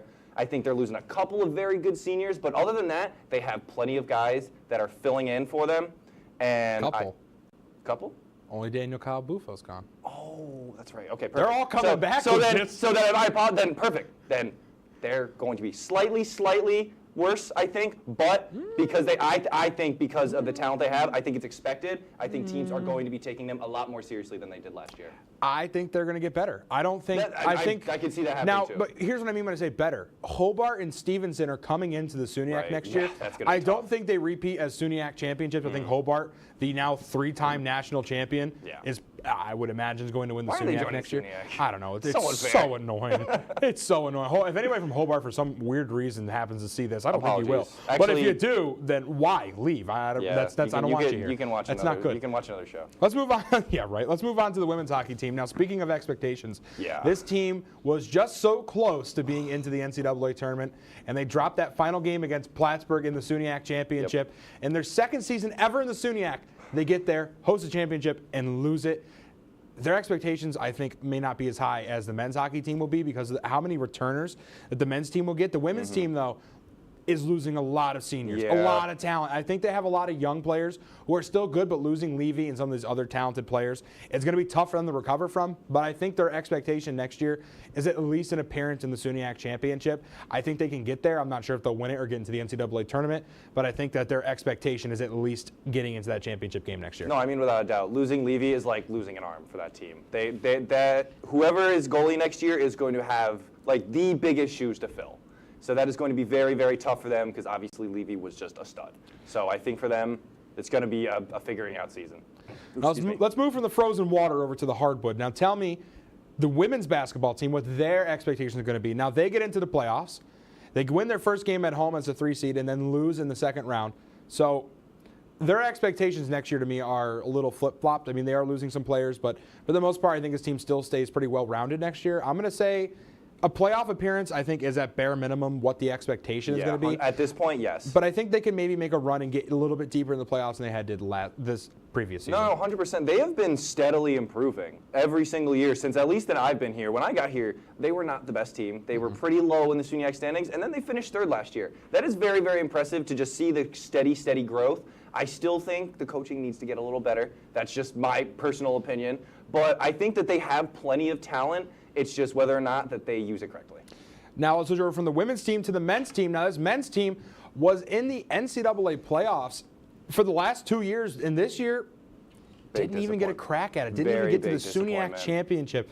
A huge fall from grace for this team. Now, again, we talked about all the seniors last year that they were going to lose. I'm sure you guys enjoyed listening to Joyce and Mudd talk all about them last year on Laker Connections. And well, this year, we did not get grace with the same amount of success from the squad. So I think the expectation for this team is to make the playoffs at this point. I'm not quite sure where I stand with this team. Quickly, any thoughts? I mean, honestly, I would just say exactly the same thing as you. It's just very, very disappointing to see where they are. And I think they needed Jeremiah Sparks a little bit more than they thought they would when he left, because he was a star and he really did do well for that team. And I think when they left, they didn't expect him to leave that big of a hole. No, definitely not. It was a good season for this team, but I think Jason Leon's got a little bit of recruiting to do in this offseason. He needs to work his recruiting magic and see what he can do. Trust the process with this Lakers squad. We're going to go to another quick break. When we come back, we will have our Lakers showdown. Sounds good. We'll see you on the flip side of the break. Yeah, we'll just take a break. We'll come back in a minute. Yeah, we'll back. Bye. Go! Would you like to try snacks from faraway lands? Or snacks with bizarre flavors? How about snacks in new ways? Or snacks you've never tried before? You don't have to go far to find these snacks. They can all be found here at Snacks on West 1st Street.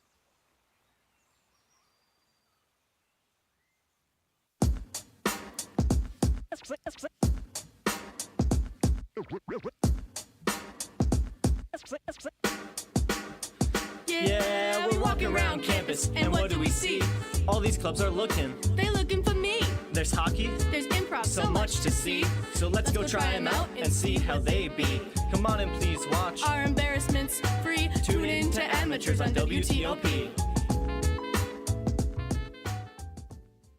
Happy Friday, Lakers, and another beautiful day here in Oswego, New York. I'm DJ Don Perone, and I'm happy that you're starting your weekend off right, listening to WNYO 88.9 FM, the Laker Radio Network. I said, darling, can you see? There's no room for us. There's no room. Now our lives are changing. Promises keep slipping. And I always knew it wasn't you. It wasn't you. Now our lives are changing. Promises keep slipping. And I always knew it wasn't you. It wasn't you. Welcome back into season 23, episode number 3 of Laker Connections, your home for everything Laker sports. And Lucas, it is I guess it's time. It it's is not time. really. It I don't is know time. if I'm excited about this. Mr. Michael Neckers is back. Our Laker Showdown moderator. He keeps coming back. We don't really have anyone else to do his Lucas, job, unfortunately. for those who don't know, please tell them Well, what a Laker Showdown is a showdown between two Lakers, me and Kenny. Michael, our moderator, will ask us a series of 3 questions, and it will be best 2 out of 3 style. Wow. Michael decides the winner of each question. Wow. And that will be it.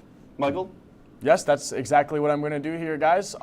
We've still got a lot of time left before the NFL season starts, but last week I asked about the Steelers, so this week I'm going to ask about the Giants. I need both of you to give me your record prediction for the 2025-26 Giants, and whoever is closer to my prediction will earn the point. Kenny, as the Giants fan, you're up first. So, I mean, adding Mr. Unlimited. What's your prediction, And Kenny? adding Mr. Unlimited. We're both at 0. Adding Jameis Winston. No one has scored a point yet. Yeah, guys. we're at 0. Anyway, so with those additions, I don't think it makes Oswego. Sorry, I'm so on Oswego. I don't think it makes the Giants like a playoff contender or even a good team at that. I think they're just going to be fun garbage as opposed to just garbage as they were with Daniel Jones. I think it's just going to be like putting a tutu on a trash can. Like it's going to be, oh wow, that's pretty trash. It's lipstick on a pig. I think it's going to be lipstick on a pig. I actually really like that. 5-12 for the Giants. Lucas?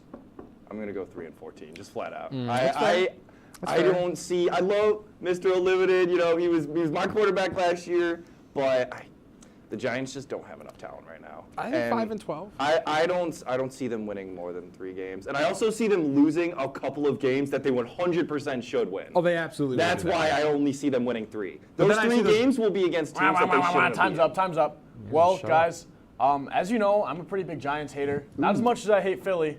Not a fan of Philly. We can agree on only that. Kenny, you're going to take this one. My prediction, I'm being a little generous here. 7-10 is my prediction. Wow, for the Giants. really? I think they're going to get more wins than people think Never, this year. never make a football take. All right, hey, enough out of you, or I'll make you lose again. Question 2. Other than Laker connections, what is the best OP on WTOP-10? Lucas, you're up first. The best OP on WTOP-10 right now is obviously Shut the Chuck Up. No, it's not. Charlie, the producer, You're gonna get some haters for saying no to this. just scream. I heard him scream, but yeah, Shut the Chuck Up. It's just such a fun, loving show, and it has one of my favorite people out there, Chuck. So yeah, Shut the Chuck Up. Where's the camera? Where's the camera? Where's the camera? I need a camera moved on me here. Here we go. Here we go. I'm getting up. I'm fired up for this one. Here we go. The best show on WTOP-10. The DK Experience. I love that show. You thought I was going to say, oh, boy.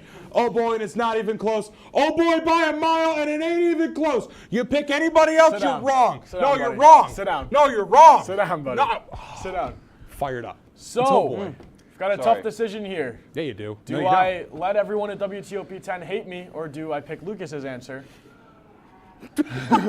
I hear Chuck in the back cheering for his show. But I'm going to give this one to Kenny, but he does not win yet because the final round I've decided today is worth 3 points. Okay. Wow. So, last but not least, this you need a crutch to beat me. You need a crutch. No. This question feels very fitting for the two of you and myself. Guys, who is the best sports commentator of all time in your eyes? Lucas, you're up first. No, make Kenny go first. No, Lucas is first. The teleprompter says you're up first. No, I need a second. The teleprompter says you're up first. Michael Sterling of the Yankees. He's so good. Michael Sterling of the Yankees. He's been there forever. I don't even know why you guys are putting your thumbs on. You're a Mets fan. You have nothing to say. Lucas, real quick, before we go to Kenny, can you impersonate a Michael Sterling call for me? No, I can't. Oh, God, no. It is high. It is far. It is gone. You heard it here first, folks. And Kenny, for you. He's fantastic. Oh, this is so tough. There's so many good ones. Joe Buck. God, don't say that name. Don't say that name here. None of them. Oh, man. See, because you took my answer. That was a good one. Did I actually? Yeah, Sterling's a good one. Respect. What's his name? The football. Oh, he's on Amazon Prime. I'm blanking so hard. Yeah, Amazon Prime. I love that guy. Don't help him. Don't help him. Don't help me. Don't help him. He's gonna get it. It's not Got a Tom minute Brady. 20-year program to get it. Don't say it, Aaron. Aaron, help. Someone help. Oh, Al Michaels, thank you. Yeah, I thought of that myself. Al Michaels. I love Al Michaels. I think he's very good. Give me my 3 points now. Yeah. If I'm taking a crutch, I'll take the crutch. you're going to take your crutch and get a crutch win. He didn't even give an answer. I'll take the loss. That's fine. I don't need a crutch. Well, gentlemen. Give him the loss. lost 1 point. I think I still win. I am a big fan of Al Michaels, very good NFL commentator. But I'm going to have to go with Lucas on this one. So this week, Lucas. I did not win. No, shake Kenny's hand. I did not No, win. you won. I did not win. You won. He beat me 2-1. Look at the scoreboard. Look at the scoreboard. I did not win. Look at the scoreboard. Chris, Look I at the did not scoreboard. win. Look at You the scoreboard. take it back. Look at Can we put Lucas wins in the lower third? This is a Can we put Mickey Lucas Mouse wins win. in the lower No, third? I'm not. Lucas wins in the lower third. No, I did not win. Kenny, I'm sorry. With like 4 I don't know- exclamation I don't know points. why- With like 4 exclamation I'm points. not shaking your hand. I didn't No, my win. hand. Oh, yeah. Kenny won. Kenny won. I will accept that loss. Lucas wins! Woo! All right. That's enough of all that action. Yeah. He took my answer. That was a good answer. That would have, yeah. Ball game over. Yankees win. Yankees win. Thank you, everybody. It's all the time we have for tonight. We will see you guys in 1 week for episode number 4.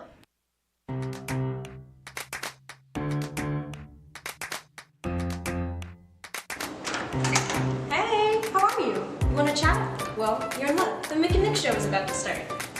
Oh, Nick! The Mick and Nick show is starting. Oh, wait, let's go then. Let's go.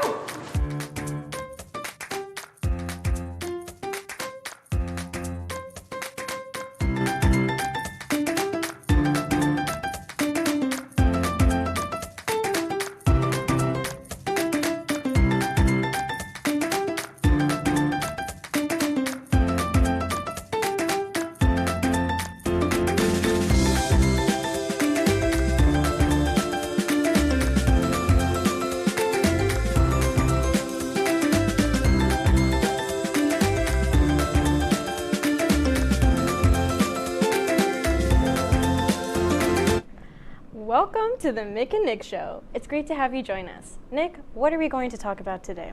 Today we're going to be playing some Would You Rather, dive deep into our feelings in real talk, and psychologically torture our guests with... Secret coming up later. Okay. All right. So right now we're going to play, just a simple game of Would You Rather. Alrighty. Okay, first question. Would you rather eat pasta or pizza for the rest of